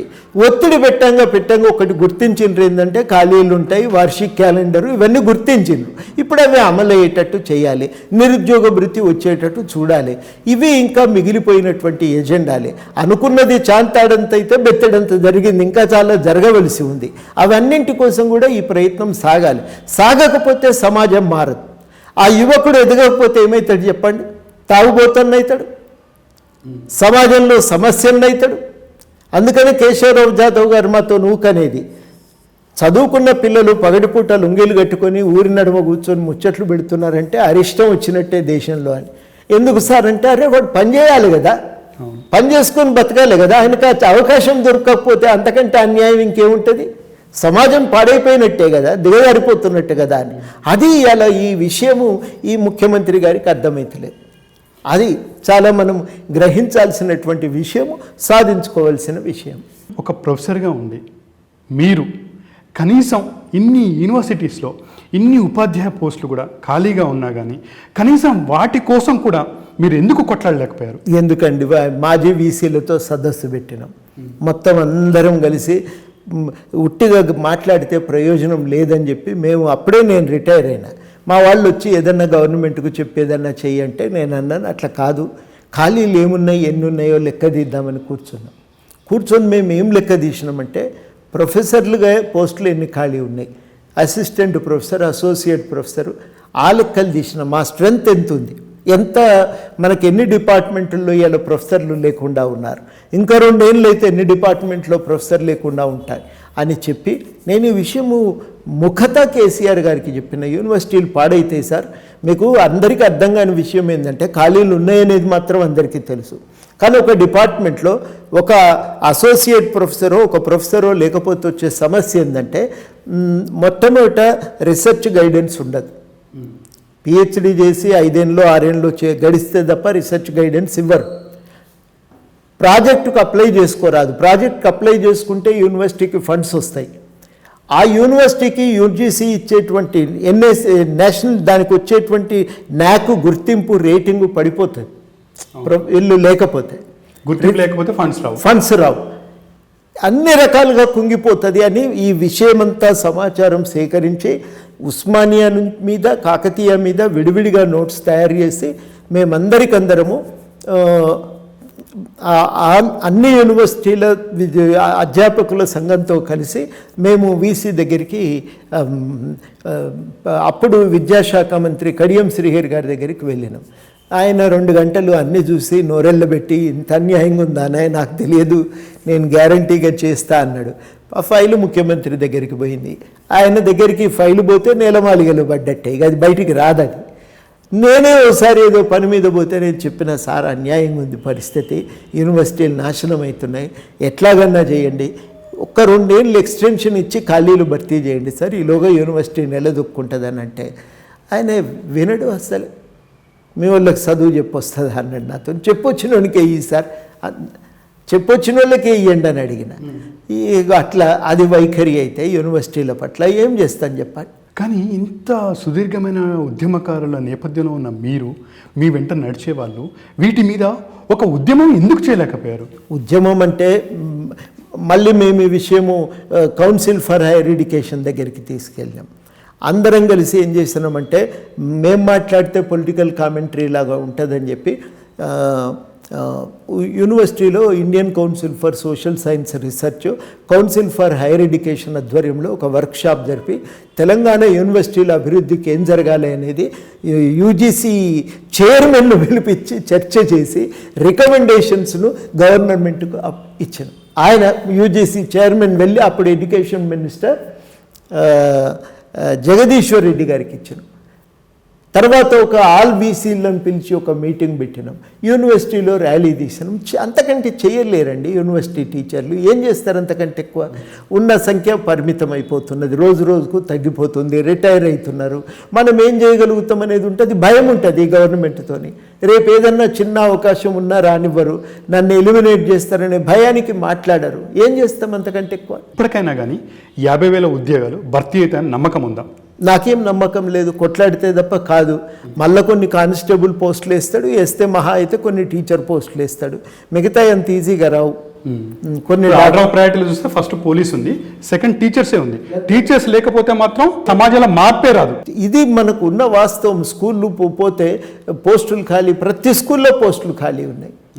టీచింగ్ చేద్దామంటే ఆడ అటెండర్ కూడా లేడు, బెల్లు కొట్టుకుంటే టీచర్లే కొట్టుకోవాలి. నేను మొన్న కోవిడ్ సమయము లాక్డౌన్ ఎత్తేస్తున్నాం, ఇంకా మెల్లమెల్లగా స్కూళ్ళు తెరుద్దాం, అన్ని స్కూళ్ళు బాగు చేసుకోండి అంటే టీచర్లు చీరలు పైకి చెక్కి ప్యాంట్లు పైకి మడుచుకొని ఆ చెట్టు రాళ్ళ దుమ్ము ఊడ్చుకొని తగలబెట్టి బయట నుంచి పైసలు ఇచ్చో మనిషిని తెచ్చుకొని వాళ్ళు ప్రతి రూము శుభ్రం చేసుకుంటున్నారు. అది పరిస్థితి. మొన్నేమో 50,000 ఉద్యోగాలు అన్నారు, ఇప్పుడేమో జాబ్ క్యాలెండర్ అన్నారు. అంటే 50,000 ఉద్యోగాలు భర్తీ చేయకుండా జాబ్ క్యాలెండర్ అని ఒక పేరు పెట్టి మళ్ళీ ఏమైనా లేట్ చేసే ఆలోచన ప్రభుత్వం మధ్యలో ఉందా? జాబ్ క్యాలెండర్ వేసి ఇవి భర్తీ చేస్తా, వార్షికంగా చేస్తా అంటుండ్రు. నేను అనేది ఏంటంటే 50,000 కాదు, సుమారు 3 లక్షల ఖాళీలు ఉన్నాయి, అన్ని భర్తీ చేయమని నేను అడుగుతున్నా. ఆ 3 లక్షలు ఇప్పుడు భర్తీ చేసేంత స్కోపు గవర్నమెంట్కి ఉందా? చెయ్యాలి, మరి అవసరం, నడుస్తలేదు కదా. సర్వేకు పెట్టుకుంటే రాదు, హాస్పిటల్కి పోతే డాక్టర్ లేడు, డాక్టర్ ఉంటే పారామెడికల్ సిబ్బంది లేరు, నర్సులు లేరు, టెంపరీ ఉద్యోగులను పెట్టి కొన్ని చోట్ల అత్యవసరమైన సర్వీసులను ఎల్లదీస్తున్నారు. మిగతాయి జరగట్లేదు. మీరు ఏ ఊరికన్నా పోండి, సిబ్బంది లేక పనులు కావటం లేదు. లేరు సార్ స్టాఫ్ అని అంటున్నారు. కాలేజీలకు పోతే లెక్చరర్ లేడు. చాలా అన్యాయంగా ఉంది. ప్రభుత్వమే పాలన స్తంభించిపోయింది. మీరు అన్నట్టు చూస్తూ ఉంటే పోలీస్ వ్యవస్థలో ఖాళీలు, డాక్టర్లు ఖాళీలు, విద్యా వ్యవస్థలో ఖాళీలు, శ్రమించి కష్టపడే వాళ్ళు బొగ్గు గనుల కార్మికులు కావచ్చు, ఇంకెక్కడైనా కావచ్చు, ఇంకా అవి ఖాళీలే. వాళ్ళకి ఇవాళ ఏం కావాలండి? కంప్యూటర్ల ఇసుక పర్మిట్లు ఇస్తారా? అవి చాలు వాళ్ళకి. ఇవాళ కేసీఆర్ ప్రభుత్వంలో ఉన్న చాలామంది నాయకులకి తాము భూమి దందాలు చేసుకుంటున్నారు. ఆ దందాల నుంచి ఆదాయం సమకూర్చుకోవటానికి కావలసిన అవకాశాలు ఉండాలి. ఆ అవకాశాలు చాలు. వాళ్ళకు సంబంధించినటువంటి వ్యాపార వ్యవహారాలు చూసుకోవటానికి కావాల్సినది ఏదో ఇండస్ట్రీ డిపార్ట్మెంట్ ఉంటుంది, అది పనిచేస్తే చాలు. మిగిలిన వాళ్ళకి ఏం అవసరం?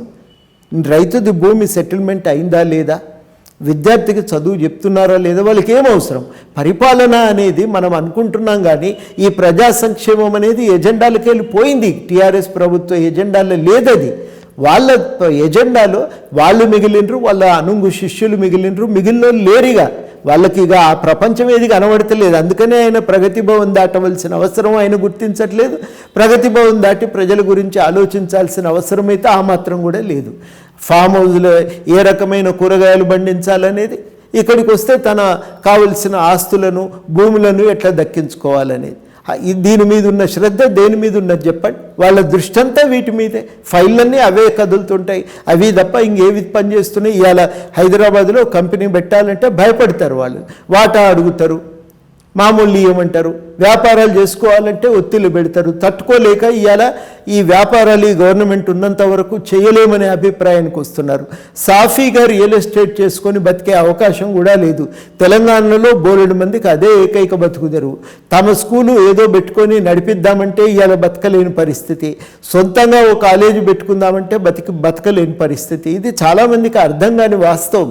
ఈ ప్రభుత్వము వీళ్ళందరినీ పొట్టగొట్టింది, ఎవరిని బతకనిస్తలేదు.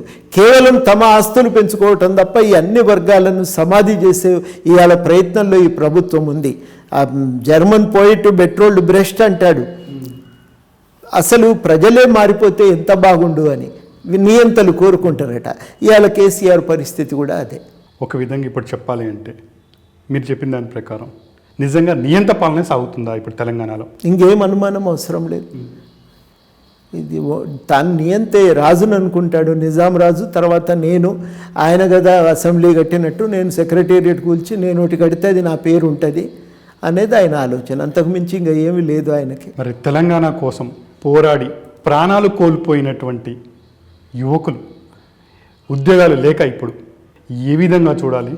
మరి ముందు ముందు ఈ మార్పు రావాలంటే కోదండరామ్ గారు ఏం చెప్తారు? వాళ్ళందరూ ఎక్కడున్నారండి? మృత్యుముఖంలో తలకాయ పెట్టి కేసీఆర్ తెచ్చిండు తెలంగాణ. ఇంకా సమాజం ఎక్కడిది? జయశంకర్ సార్ ఎక్కడ? కొండా లక్ష్మణ్ బాపూజీ ఎక్కడ? కేశవరావు జాదవ్ ఎక్కడ? చనిపోయిన 1200 మంది అమరులు ఎక్కడిది? అంతా అబద్ధమే. నేను ఒక్కనే ఆయన అంటుంటే ఇంకెందుకు ఉంటుంది? అందుకనే ఇప్పటి వరకు 7 ఏళ్ళు గెలిచిన అమరుల స్మృతివనం అనేది ఇప్పటికీ తయారు కాలేదు. అయితే వీటి మీద ఎలాంటి ఉద్యమం రావాలంటారు? ఏం ఉద్యమం? ప్రతిరోజు కొట్లాటే, ఇంకేముంటుందండి దాంట్లో. మీరు ఇంతసేపు నేను రాజకీయాలు ఎందుకు మారాలన్నానంటే ఇగో ఇందుకు ఈ అనుభవాలు చూసినాం కాబట్టి. ఇట్లా గవర్నమెంట్ నడిస్తే కుదరదు. అట్లా గవర్నమెంట్ ఎందుకు నడుస్తుందంటే పైసల చుట్టూ రాజకీయాలు తిరుగుతున్నాయి కాబట్టి. అట్లా పైసల చుట్టూ రాజకీయాలు ఎందుకు తిప్పుతున్నారంటే అధికారాన్ని స్వప్రయోజనాల కోసం వాడుకుంటున్నారు కాబట్టి. ప్రజలు పక్కన పడిపోయినరు, అమరులను మర్చిపోయినరు, త్యాగాలు ఎక్కడో పోయినాయి. ఆ త్యాగాల పునాది మీద ఏర్పడినటువంటి రాష్ట్రాన్ని తాకట్టు పెట్టి ఆస్తులు సంపాదించుకోవటమే ఇవాళ ఈ ప్రభుత్వం ముందు ఉన్నటువంటి కర్తవ్యం, వాళ్ళ పని, వాళ్ళ లక్ష్యం. అంతకుమించి ఇంకోటి లేదు కాబట్టి రాజకీయాలు మారాలంటున్నామండి. ఎందుకు మారాలంటున్నాం? ఇట్లా ఉంటే నడవదు. ప్రజల కేంద్రం కావాలి. ఆ రోజు అంబేద్కర్ నుంచి మొదలుకుంటే నిన్న మొన్నటి కాన్షీరామ్ నుంచి కేజ్రీవాల్ దాకా, లేకపోతే ఢిల్లీలో ఉండి చిన్న చిన్న రాజకీయ పార్టీలు రైతు ఆందోళన నిర్మించడానికి చేస్తున్న ప్రయత్నాల దాకా అది ఇవాళ మనకు కావలసినటువంటి రాజకీయం. ఆ రాజకీయం వస్తే, ఈ దృక్పథం మారితే, ఈ ప్రభుత్వ తీరు మారితే అప్పుడు మనం డెవలప్మెంట్ అవుతాం. లేకపోతే ఎట్లా సాధ్యమవుతుందండి? ఎందుకు మారాలంటే గందుకు మారాలి. ఆ ప్రయత్నం ఎవలమోకలం చేయకపోతే సమాజంలో అరిష్టం ఇంకేమున్నది చెప్పండి? దరిద్రం తప్ప ఇంకేం మిగులుతుంది? ఆ మార్పు కోసం ఒక ఘర్షణ, ఒక ప్రయత్నం. అయితే ఇంత రాజకీయాల మధ్యలో, ఇన్ని ఒడిదుడుకుల మధ్యలో ఇంత కూడా ఏది సాధించుకోలేని పరిస్థితిలో ఈరోజు తెలంగాణ ఉంది. అయితే ఇప్పుడున్నటువంటి రాజకీయ సమీకరణలు చూస్తే రోజుకు ఒక కొత్త పార్టీ పుట్టుకొస్తుంది. ఇన్ని పార్టీలు వస్తే లాస్ట్కి ఇప్పుడు ఏ పార్టీ అయితే అధికారంలో ఉందో అదే పార్టీ బాగుపడుతుందని ఒక టాక్ వినిపిస్తుంది. నిజమా? అట్లేం లేదండి. మీరు అట్లా అనుకుంటాం కానీ దుబ్బాకలో ఒకరిని ఎలక్ట్ చేసుకున్నారుగా. అట్లా ప్రతిసారి కూడా మనం ప్రజలు ఆ ఆప్షన్ను ఉపయోగించుకోగలిగారు. అట్లా ఓడగొట్టాలనుకుంటే ఒక ఆప్షన్ను ఉపయోగిస్తారు. కానీ విషయం అంటే ఆ రాజకీయాలు ప్రజల్లోకి తీసుకుపోవాలి. ఆ రాజకీయాలు తీసుకెళ్ళలేకపోతే ఈయన మళ్ళీ ఆయనలాగా మనం కూడా ఇంకో 10 కోట్లు ఎక్కువ పెట్టి ఓడిద్దామనుకుంటే పొరపాటు. ఇది కాకపోతే ఢిల్లీ ప్రభుత్వం అండదండలతో ఆయనను కంట్రోల్ చేసి ముగుదాడేసి మనం ఓడించి మనం గెలవాలి అనుకుంటే అది కాదది. రాజకీయాలే మారాలి, సంపూర్ణంగా మారాలి, అవగాహన మారాలి, ప్రజలు కేంద్రం కావాలి, ఈ సమస్యలు కేంద్రం కావాలి, వాటి కోసం తపన ఉండాలి. అప్పుడు నేను అనుకోవటం కేసీఆర్ను తట్టుకోవటం ఈజీ అవుతుంది. ఎన్ని సంఘాలు చేసిన ప్రయత్నమే ఇప్పుడు ఏమన్నా రాజకీయాల్లో అలజడి ఉంటే ఇవాళ కేసీఆర్ సర్కారు బోన్లో నిలబడ్డదంటే ప్రజల ముందు దానికి కారణం ఇట్లాంటి జరిగిన ఉద్యమాలు. ఇవి లేకపోతే ఆయన బోన్లో నిలబెట్టే శక్తి మిగతా పార్టీలకు రాజకీయాలకు లేదు. ఇప్పుడు 50,000 ఉద్యోగాల భర్తీ అనే ప్రకటన కూడా ఒకవైపు బీజేపీ వాళ్ళ ప్రశ్నలు, ఇంకోవైపు రేవంత్ రెడ్డి దూకుడు, ఇంకోవైపు షర్మిలా గారు కొత్త పార్టీ పెట్టి వాటి మీద ధర్నాలు చేస్తుంది. వాటి నేపథ్యమే ఈ ప్రకటన, లేకపోతే నిజంగానే ఈ ప్రకటన? 50 మంది యువతీ యువకులు ఆత్మహత్య చేసుకున్నారు సార్. ముందు ఇవాళ వచ్చిందంటే ఆ పిల్లల ఆత్మహత్యలు. రెండు దీనికోసం 7 ఏళ్లుగా సాగుతున్నటువంటి మేము కానీ యువతీ యువకులు కానీ రాష్ట్రంలో చేస్తున్న పోరాటం ఒకటి ఉంది. అవి వదిలేసి మాట్లాడితే అది కరెక్ట్ కాదు. ముందు వాటిని చెప్పండి. అవి ఉండబట్టి ఈ ప్రకటన వస్తుంది. ఇవాళ ఉన్న రాజకీయ ఒత్తిడిలో ఈ సమస్య ఎజెండా మీదకి అట్లా వచ్చిన దాన్ని ఇవాళ పట్టించుకోవలసిన గత్యంతరం లేని స్థితికి నెట్టబడ్డాడు. ఎందుకంటే ఈ ఒత్తిళ్లు కూడా పెరిగినాయి కాబట్టి, లేకపోతే ఆయన పట్టించుకునేవాడు కాదు. అంటే కొత్త రాజకీయ పార్టీలు రావటం, వీళ్ళ ప్రశ్నలు, మీ పోరాటాలు అన్ని కలిపి వచ్చినాయి అంటారు. వాటిని మీరు నా పోరాటం ఒకటే కాదు, 50 మంది పిల్లల ఆత్మహత్య, ఇవన్నీ మొన్న కొండల్ అనే పిల్లగాడి ఆత్మహత్య, ఉత్తరం రాసి చనిపోయింది కదా.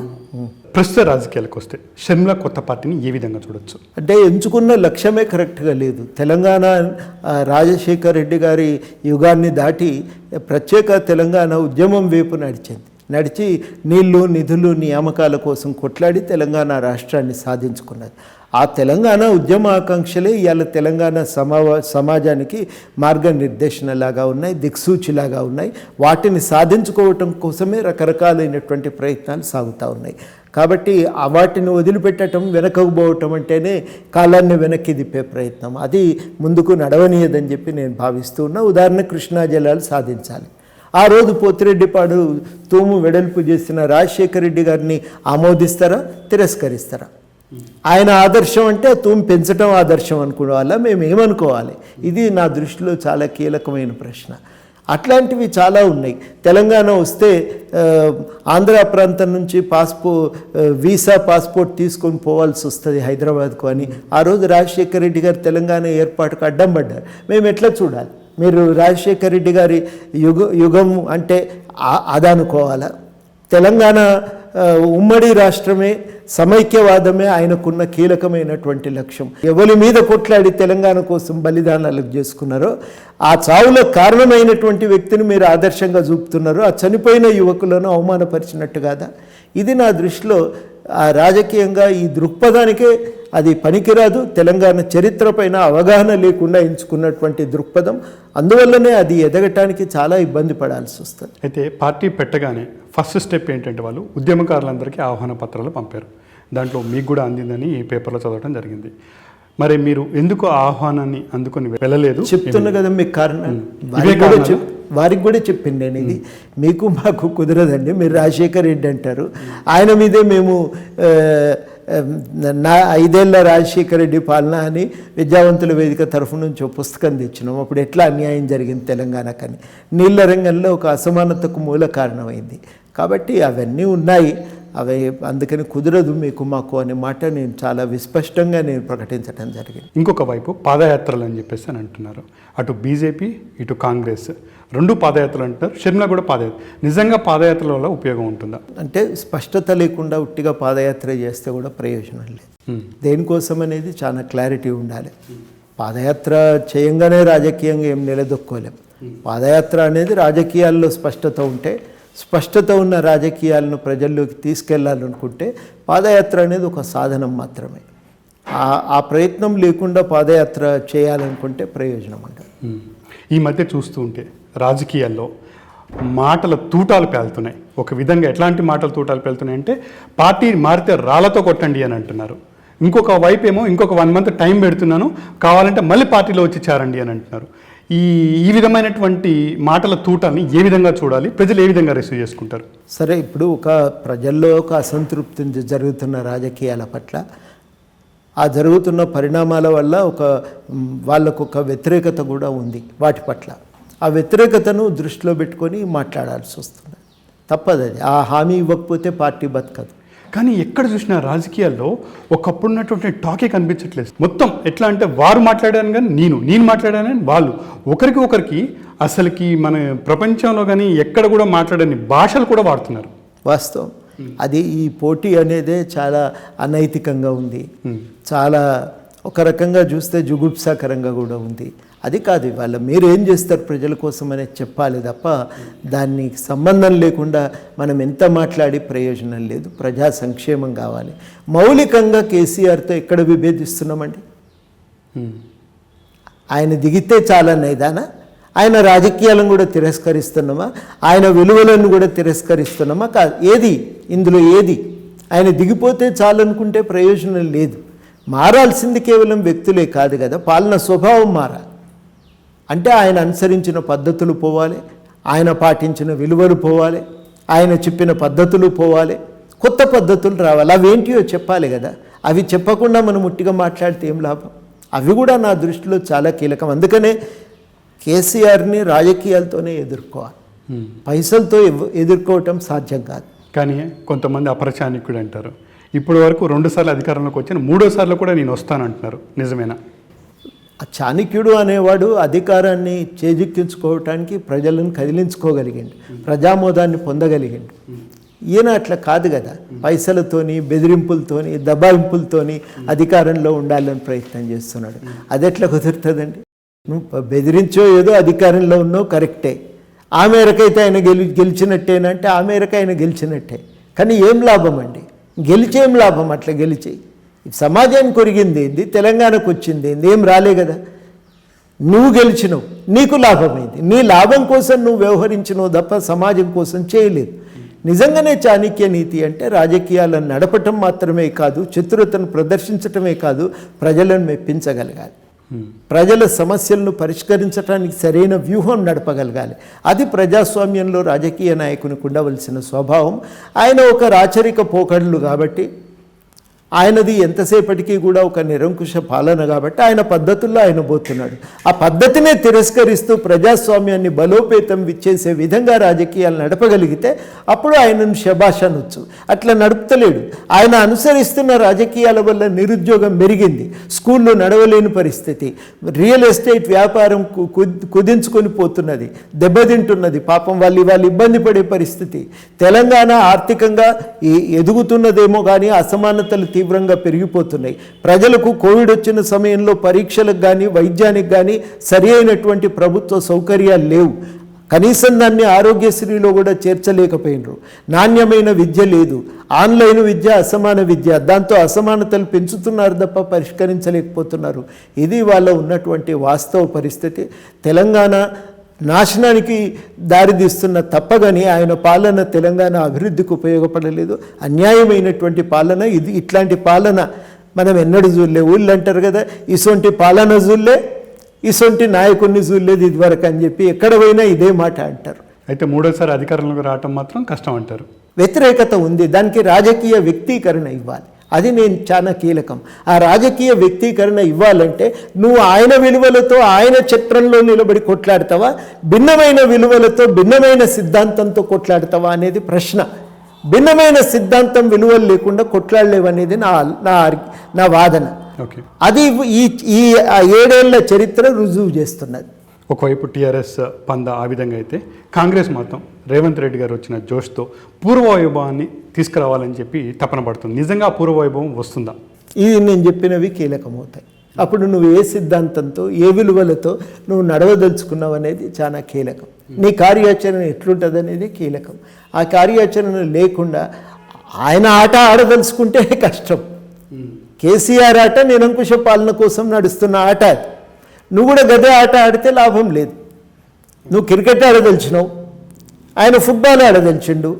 నువ్వు ఫుట్బాల్ ఆడటానికి క్రికెట్ సూత్రాలు పనికిరావు. క్రికెట్ ఆడాలనుకుంటే క్రికెటే ఆడాలి అంతే. ఆయన ఆట ఆడదలుచుకుంటే నిరంకుశ పాలన కోసం ఒక దొరలాగా వ్యవహరిస్తూ దోపిడీకి పాల్పడటం అనేది అదొక పద్ధతి. అదే చేయదలుచుకుంటే ఆయనలాగానే నువ్వు రాజకీయాలు ఆడతానంటే లాభం లేదు. నేను అది చేయను, నేను రాజకీయాలకి ఈ లక్ష్యం కోసం నడిపిస్తా, నా సిద్ధాంతం ఇది అని ప్రకటించి నేను ఇక్కడ తిరస్కరిస్తున్న తెలంగాణ ప్రయోజనాల కోసం నేను ఈ తొవ్వలో సాగుతా అంటే అప్పుడు లాభం ఉంటుంది. ఆ ప్రయాణము ఇవాళ మనం కోరుకుంటున్నాం, ఆశిస్తున్నాం. ఒకవైపు షర్మిల గారు యువతతో పార్టీని నింపి రాజన్న పాలన తీసుకురావాలి అని చెప్పేసి అని అంటున్నారు. నిజంగా అది సాధ్యమవుతుందా? నేను చెప్తున్నా కదనండి, తెలంగాణలో తెలంగాణ సోయి లేకుండా, తెలంగాణ అస్తిత్వానికి సంబంధించిన గుర్తింపు దానిపైన అవగాహన లేకుండా, తెలంగాణ చైతన్యాన్ని స్వీకరించకుండా తెలంగాణలో ఎవ్వరు ముందుకు పోలేరండి. నువ్వు ఎక్కడ పుట్టినావు అనేది ముఖ్యం కాదు, నువ్వు తెలంగాణ అస్తిత్వము తెలంగాణ సోయితో ఉన్నవా లేదా అనేది ముఖ్యం. ఆ సోయి లేకుండా ముందుకు పోలేరు, అది చాలా కీలకం. ఒకవైపు బీజేపీ కూడా మొన్నటి వరకు ఒక మంచి టైట్ కాంపిటీషన్ ఇచ్చింది. కాకపోతే దుబాక ఎలక్షన్ తర్వాత జిహెచ్ఎంసీలో కూడా కాంపిటీషన్ ఇచ్చింది. కానీ ఆ తర్వాత జరిగిన పరిణామాల్లో ఎక్కడా ఆ దూకుడు ప్రదర్శించలేదు. నిజంగా బీజేపీ పుంజుకుంటుందా లేదా? ఏ విధంగా తెలంగాణ రాజకీయాల్లో బీజేపీ పాత్ర ఉండబోతుంది? వాస్తవం ఏంటంటే ఒక సినిమా విడుదలకు మనం ఒక హైప్ క్రియేట్ చేస్తాం. అంటే ఒక హడావిడి, టీవీల్లో ఒక చర్చ, అవసరమైతే ఒక చిన్న వివాదము, అట్లా వెంటనే ప్రజల దృష్టిని ఆకట్టుకోవటానికి. రాజకీయాలు కూడా అట్లనే ఉంటాయి, అట్లనే చేస్తామనుకుంటే పొరపాటు. అట్లా హైప్తో ఆకట్టుకుంటే, అట్లా ఒక ఇమోషన్తో మనం ఫ్లేరప్ చేయొచ్చు అనుకుంటే పొరపాటు. అది శాశ్వతంగా నిలబడేది కాదు. అది టక్కున పాలపొంగులాగా వస్తుంది, కూలిపోతుంది. మళ్ళా ఇంకొక హైపు పెద్దది కనబడ్డప్పుడు అట్టుపోతారు. వీటన్నిటికంటే పెద్దది ఇంకోటి కనబడితే ఆ మూడో వైపు పోతుంటారు. అట్లా కాదు జరగాల్సింది. స్థిమితంగా ప్రజల మధ్య ఉండి ప్రజల సమస్యలు గుర్తించి వాటి పరిష్కారం కోసం పూనుకొని నడిస్తే, పనిచేస్తే సాధ్యమవుతుంది. అట్లా బీజేపీ కూడా దాన్ని ఎవరైనా స్వీకరించాలండి. మన రాష్ట్ర రాజకీయాల్లో ఒక అవలక్షణాన్ని కేసీఆర్ ప్రవేశపెట్టిండు, దాని చుట్టే రాజకీయాలు నడుస్తున్నాయి. ఆ అవలక్షణాన్ని తిరస్కరించకుండా ముందుకు పోలేరు అనేది నా వాదన. ఆ తిరస్కరించాల్సినటువంటి బాధ్యత పార్టీలు స్వీకరించాలి. ఆ విషయాన్ని వెలుగులోకి తేవాలనే తాపత్రయంతో మేము ఉన్నాం. లేకపోతే మాకు ఈ రాజకీయాల్లోకి రావాలనేది లేదు. మా రంగం వేరు, మా పని వేరు. కానీ అది జరగట్లేదనే తాపత్రయంతోనే మేము రావటం జరిగింది. అది తిరస్కరించాలి. ఫస్ట్ మీరు ఆ వెలువలను తిరస్కరించండి. ఆయన సంపాదన కోసం అనే అధికారం నాకు అడుగుతాను నేను. ఎవరి ఓటుతో గెలిచిండు? ప్రజల ఓటుతో గెలిచిండు. ఎవరి కోసం పనిచేయాలి? ఓటేసిన వాళ్ళ కోసం పనిచేయాలి. ఓటు కొనుక్కొని తెల్లారి నుంచి అధికారము నా ఇష్టానుసారంగా ఉపయోగించుకుంటా అంటే నడుస్తుందా? సర్పంచ్ ఊరిని మర్చిపోతే ఊరి ప్రజలు ఊరుకుంటారా? ముఖ్యమంత్రి అయినా అంతే. అందరినీ మర్చిపోయి తాను తన రాజ్యము అలవైకుంఠపురిలోన ఆ మూల సౌదాగ్రంబు దాపల అన్నట్టు ఆడ కూర్చొని నేను అంగరంగ వైభోగంగా నేను వ్యవహారం నడిపించుకుంటా, నా పెత్తనం నేను నడుపుకుంటా, నా రాజ్యం నేను నడుపుకుంటా, ఎవరిని రానియా మాట్లాడనియా, అది ఆయన కేసీఆర్ పాలన. దాన్ని నువ్వు తిరస్కరిస్తున్నావా లేదా? మొట్టమొదటి ప్రశ్న. తిరస్కరిస్తున్నా అంటే ఈ దొరపాలన నేను పగలగొడతా, గడీలు పగలగొడతా అంటే మాత్రమే కాదు. ఎందుకు పగలగొడుతున్నావు, ఎట్లా పగలగొడుతున్నావు, ఏం చేయదలిచినావు అనేది కూడా చాలా స్పష్టంగా ఇవ్వాలి. రైతులకు ఏం చేస్తావు, విద్యార్థులకు ఏం చేస్తావు, ఇది చాలా కీలకం. మీరు గమనిస్తే 70లో ఇందిరాగాంధీ మీద అన్ని పార్టీలు తిరుగుబాటు చేసేవి. ఆమె నిరంకుశంగా పాలించేది. ఆ నిరంకుశ పాలనను వ్యతిరేకిస్తూ ఇందిరా హటావ్ అని పిలుపునిస్తే ఆమె తిరిగి లాస్ట్కి ఏమన్నదంటే సబ్ లోగ్ కహతే హై ఇందిరా హటావ్, మై కహతా హూ గరీబీ హటావ్. ఒక్క నినాదంతో మొత్తమే నికలి గెలిచింది. మీరు అందుకనే రాజకీయాల్లో ప్రత్యర్థిని ప్రమోట్ చేయటం కాదు, నీ దృక్పథాన్ని నువ్వు ప్రమోట్ చేయటం చాలా కీలకం. దృక్పథం లేకుండా ప్రత్యర్థిని ప్రమోట్ చేస్తే ఎవరిని ప్రమోట్ చేసినట్టు? బీజేపీ కానీ ఎవరమైనా కానీ, కాంగ్రెసే కానీ ఎవరమైనా, నేనైనా టీఆర్ఎస్ను ప్రమోట్ చేసినట్టు. మేము ఈ రాజకీయాలను తిరస్కరిస్తున్నాం, మేము వస్తే మేము ఇది చేస్తాము అనేది చెప్పగలిగితే, మనల్ని మనం పరిచయం చేసుకోగలిగితే, మన దృక్పథంతో మేము దీనికోసం అడుగుతున్నాము, ఆయన చేయలేడు, ఆయనతో కాదు, ఆయన దృక్పథం అడ్డం పడుతుంది, తిరస్కరించండి అంటే అప్పుడు జనం దాన్ని స్వీకరిస్తారు. అప్పుడు మార్పుకు అవకాశం కలుగుతుంది. ఆ సైద్ధాంతిక దృష్టికోణం, ఆ విలువల ప్రాతిపదిక, ఆ నిబద్ధతతో కూడిన కార్యాచరణను స్వీకరించకుండా మనం నిలబడతామనుకుంటే పొరపాటు. అది సాధ్యం కాదు. పాలపొంగులాగా ఒక వేవ్ లాగా వస్తుంది, ఒక వేవ్ లాగా పోతుంటుంది. అట్లా జరగటం అనేది చతురత అనిపించుకోదు, రాజకీయం అనిపించుకోదు. చాలా జాగ్రత్తగా అట్లాంటి వ్యూహాన్ని ఖరారు చేసుకొని నడవటమే చాలా చాలా కీలకమని నేను అనుకుంటాను. ఇప్పుడున్నటువంటి రాజకీయ పార్టీలో అసలు విలువలు అనేవి ఉన్నాయా? అందుకనే అవన్నీ తీసుకురావాలి. చర్చ వాటిని మళ్ళీ తీసుకురావాలి. ఒక సిద్ధాంతం మళ్ళీ రావాల్సిన అవసరం ఉంటుంది. రాహుల్ గాంధీ గారు అంటారు, సిద్ధాంతం లేకుండా, విలువలు లేకుండా, లక్ష్యం లేకుండా ఎట్లా ఉంటాయి రాజకీయాలను ఒకసారి కలిసినప్పుడు మాట్లాడుతూ ఉంటాయి. చాలా కీలకం అది. ఇవి మూడు కీలకమైనటువంటి ప్రతిపాదనలు, ప్రాతిపదికలు. అవి నా దృష్టిలో తెలంగాణ రాజకీయాలకి చాలా చాలా ఇట్లాంటి మార్పు అనేది చాలా చాలా అవసరం. ఆ మార్పు కోసం మనం ఒక ప్రయత్నం అయితే చాలా సీరియస్గానే చేయాలి. చేయటం మనం అందరం కూడా ఒక కర్తవ్యంగా తీసుకోవాలని, అట్లాంటి మార్పును కనీసం ఎజెండా మీద నిలబెట్టడానికి, ఆ అవసరాన్ని ఎజెండా మీద నిలబెట్టడానికైనా ఒక ప్రయత్నం అయితే చేయాలనేదే మేము అనుకుంటున్నాం, చేస్తాం కూడా.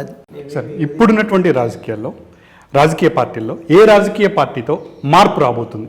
ఇప్పుడున్న వాటిలన్నింటిలో కూడా ఈ పరిమితి నేను చూస్తున్నాం కాబట్టి మేము ఉన్నాం ఇట్లా ఉనికిలో. ఆ పరిమితిని అధిగమించడానికి ఒక ప్రయాణం అయితే మొదలు కావాలనే నేను గట్టిగా చెప్పదలిచిన. కొండా విశ్వేశ్వరరెడ్డి గారితో మీరు ఎప్పుడన్నా మీట్ అయ్యారా? చాలాసార్లు కలిసిన. కానీ వారు ఇప్పుడు మళ్ళీ కాంగ్రెస్ గుట్టికే చేరతారు అని చెప్పేసి ఒక సంకేతాలు వినిపిస్తున్నాయి. ఒకవేళ కాంగ్రెస్లో చేరితే ఏ విధంగా ఉంటుంది? ఆయన కడిపోతాడనేది కాదు కదా, ఎట్లా ఉంటే బాగుంటుంది అనేది కదా మేము మాట్లాడుకున్నది. అట్లా ఆ విషయాలు మాత్రమే నా దృష్టిలో ముఖ్యం. ఎక్కడ ఉన్నాడు, ఏ పార్టీకి పోతుండు. నేను ఎప్పుడు కూడా ఎవరిని ఈటెల రాజేందర్ గారిని కూడా నువ్వు ఎక్కడ పో, ఏ పార్టీతో పో అని నేను ఎప్పుడు కూడా చెప్పలే. ఎట్లా ఉంటే బాగుంటుంది, ఏం చేస్తే తెలంగాణకు లాభం అవుతుంది అనే విషయమే మాట్లాడుతా. అవే మాట్లాడిన ఆయనతో కూడా. ఓకే, ప్రస్తుత రాజకీయాలకి సంబంధించి ఈ రాజకీయాలని ఏ విధంగా చూడొచ్చు, ఒకవేళ ప్రజలకు చెప్పాలంటే ఏం చెప్తారు? ఇప్పుడైతే కుళ్ళి కంపు కొడుతున్నాయండి, బాగా కుళ్ళిపోయినాయి. ఇట్లా ఉండద్దు రాజకీయాలు. ఆయన నిజంగానే దొరలెక్కనే అగాడీలకు వెళ్ళి బయటికి వెళ్ళడు, ఎవరిని కలవడు, ఎవరి కష్టం సుఖం తెలుసుకోడు. ఆయన పరిస్థితి అది. ఏమన్నుంటే ఏడ భూములు దొరుకుతాయా అనేది ఆయన చుట్టూ వాళ్ళంతా లెక్కలేసుకుంటుండ్రు. వాటిని ఆక్రమించుకోవాలి, బిల్డింగులు కట్టుకోవాలి. బంజారా హిల్స్లో ఏడవైనా ఇది కొన్నారట అది కొన్నారట అని ముచ్చట్లే వినబడుతున్నాయి. ఎన్ని కొన్నారో మనకి ఎరకలేదు, కానీ కిరాయిలు సంపాదించుకోవాలి, సుఖంగా బతకాలి. ఎన్ని సంపాదిస్తే జైలుతో ఎన్ని తీసుకుపోయిందని చెప్పులు కూడా ఆడ పడేసిండ్రు పాపం. ఆమె అంటే కష్టంలో కూడా పడలేదు కదా. చీరలు ఎటుపోయినాయి, ఆమె దాచిన పైసలు ఏమైనాయి, ఎవరికి ముడితే వాళ్ళకే దక్కినాయి కదా, ఆమె కూడా తీసుకుపోయినాయి కావు కదా. కాబట్టి దేనికైనా ఒక తృప్తి, ఒక పరిమితి ఉండాలి. రాజకీయాల్లోకి వస్తే చాలా పెద్ద పరిమితి ఉండాలి. ఆ పరిమితిని గుర్తించి వ్యవహరించే స్థితి దాటిపోయిండు. గట్టిగా అడిగితే అరెస్ట్ చేపిస్తారు. ఆ అరెస్ట్లకేం భయపడేటోళ్ళం కాదు, కానీ దాంట్లోనే పుట్టి పెరిగిన వాళ్ళం. వేటికేం భయపెట్టేవాళ్ళం కాదు. కానీ ఇట్లా పాలన నువ్వు ఆడ కూర్చొని వ్యవహారం నడుపుతానంటే కుదరదు. నువ్వు బయటవో వ్యాపారం పెట్టుకో, నీ ఫామ్ హౌస్లో దందాలు చేసుకో, మాకు ఏం సంబంధం లేదు. కానీ కుర్చీలో కూర్చొని పనులు చేస్తానంటే మాత్రం ఆమోదించే ప్రసక్తే లేదు. దాన్ని మేము వ్యతిరేకిస్తున్నాం, దాన్ని వ్యతిరేకిస్తాం కూడా. నీ శక్తి ఎంత, నువ్వు వస్తా గ్యారంటీగా, నేనే వస్తా, ఇంకెవ్వరు రారు కూడా. ఆ మాట కూడా నేను చెప్పదలిచిన. ఎందుకంటే మాకు అవగాహన ఉంది. తెలంగాణ కొట్లాడినప్పుడు ఉన్నాం, చనిపోయిన పిల్లల ఆత్మ బలిదానాలతో చనిపోయిన పిల్లల పాడెలు మోసినాం, వాళ్ళ కష్టాలు విన్నోళ్ళం. కాబట్టి భవిష్యత్తుకు తొవ్వ వెళ్ళకపోతే ఏమవుతుందో కూడా మాకు తెలుసు కాబట్టి మేము కొట్లాడగలుగుతాం, ముందుకు తొవ్వ తీయగలుగుతాం. తప్పకుండా తొవ్వ తీసే శక్తి ఉంది, ఆ తొవ్వలో పోతాం కూడా అని నేను ప్రకటించదలిచిన. ఆగస్టులో టీజేఎస్ ప్లీనరీ జరగబోతుంది, వాటి గురించి ఒకసారి. ప్లీనరీ మామూలుగానైతే కొంత సర్వసభ్య సమావేశం లాగా జరుగుతుంది, కానీ ఇప్పుడున్న ఈ కోవిడ్ వాతావరణంలో మనం కూడా హెచ్చరికలను బేఖాతరు చేయకూడదు కదా. కొంత పరిమిత సంఖ్యలోనే జరపాలనేది మొదటిదైతే. రెండోది, ఈసారి మన కార్యాచరణ మీద ఎక్కువ దృష్టి పెడదామని, మన రాజకీయాలు ఎట్లుండాలి, ఎట్లుంటే మనం ముందుకు పోగలుగుతాం అనేది మాట్లాడుకొని తొవ్వదీసే ప్రయత్నం చేస్తాం.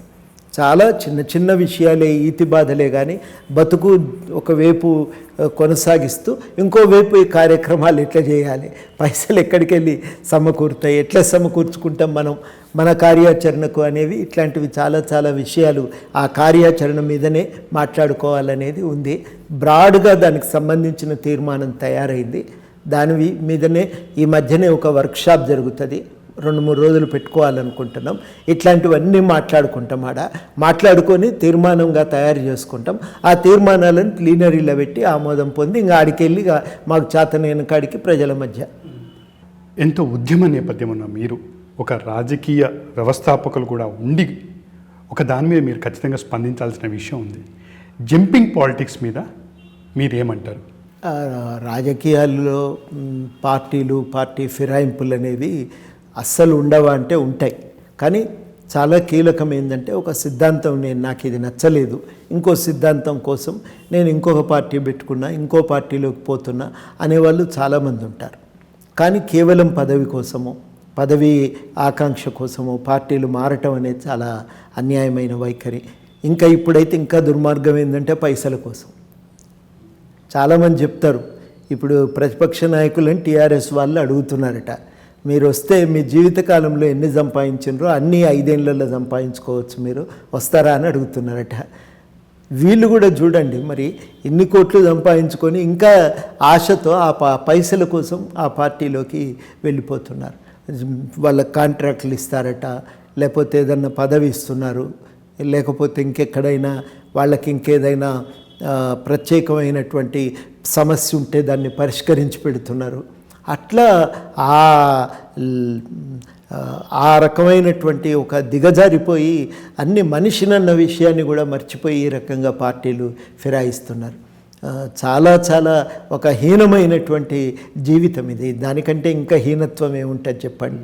మనిషి తనను తాను వదిలిపెట్టి తన కోసం తన అస్తిత్వాన్ని, ఉనికిని అమ్ముకోవటానికి సిద్ధపడిపోవటం అంటే అది అంతకంటే హీనమైన జీవితం ఇంకోటి లేదు. గత్యంతరం లేక ఒత్తిడికి లోనై అట్లా ఎవరైనా చేస్తే అది పాపం వాళ్ళు రోజు తమను తాము నిందించుకుంటారు అక్కడ పుట్టినందుకు. కానీ మీరేం చేస్తున్నారు? మీరు చేజేతులో దాన్ని ఎంచుకొని అటువైపు ప్రయాణం చేస్తున్నారు. చాలా హీనమైన జీవితం అది. అట్లాంటి దౌర్భాగ్య స్థితిలో ఉన్నందుకు ఒక్కొక్కసారి చింతిస్తుంటాం, ఒక్కొక్కసారి సిగ్గుపడుతుంటాం, ఒక్కొక్కసారి బాధ అనిపిస్తుంది, అరే ఇంత అయిపోయాయి కదా అని చెప్పి. కాబట్టి ఇట్లాంటి స్థితి నుంచి సమాజమే బయటపడాల్సిన అవసరం ఉంది. వెతుక్కోవాలి, వెతుక్కుంటానికే ఒక ప్రయత్నం జరగాలి. ఓకే, చాలా విషయాలు చెప్పినందుకు ధన్యవాదాలండి. నమస్తే. చాలా అడిగినరు, చెప్పించారు.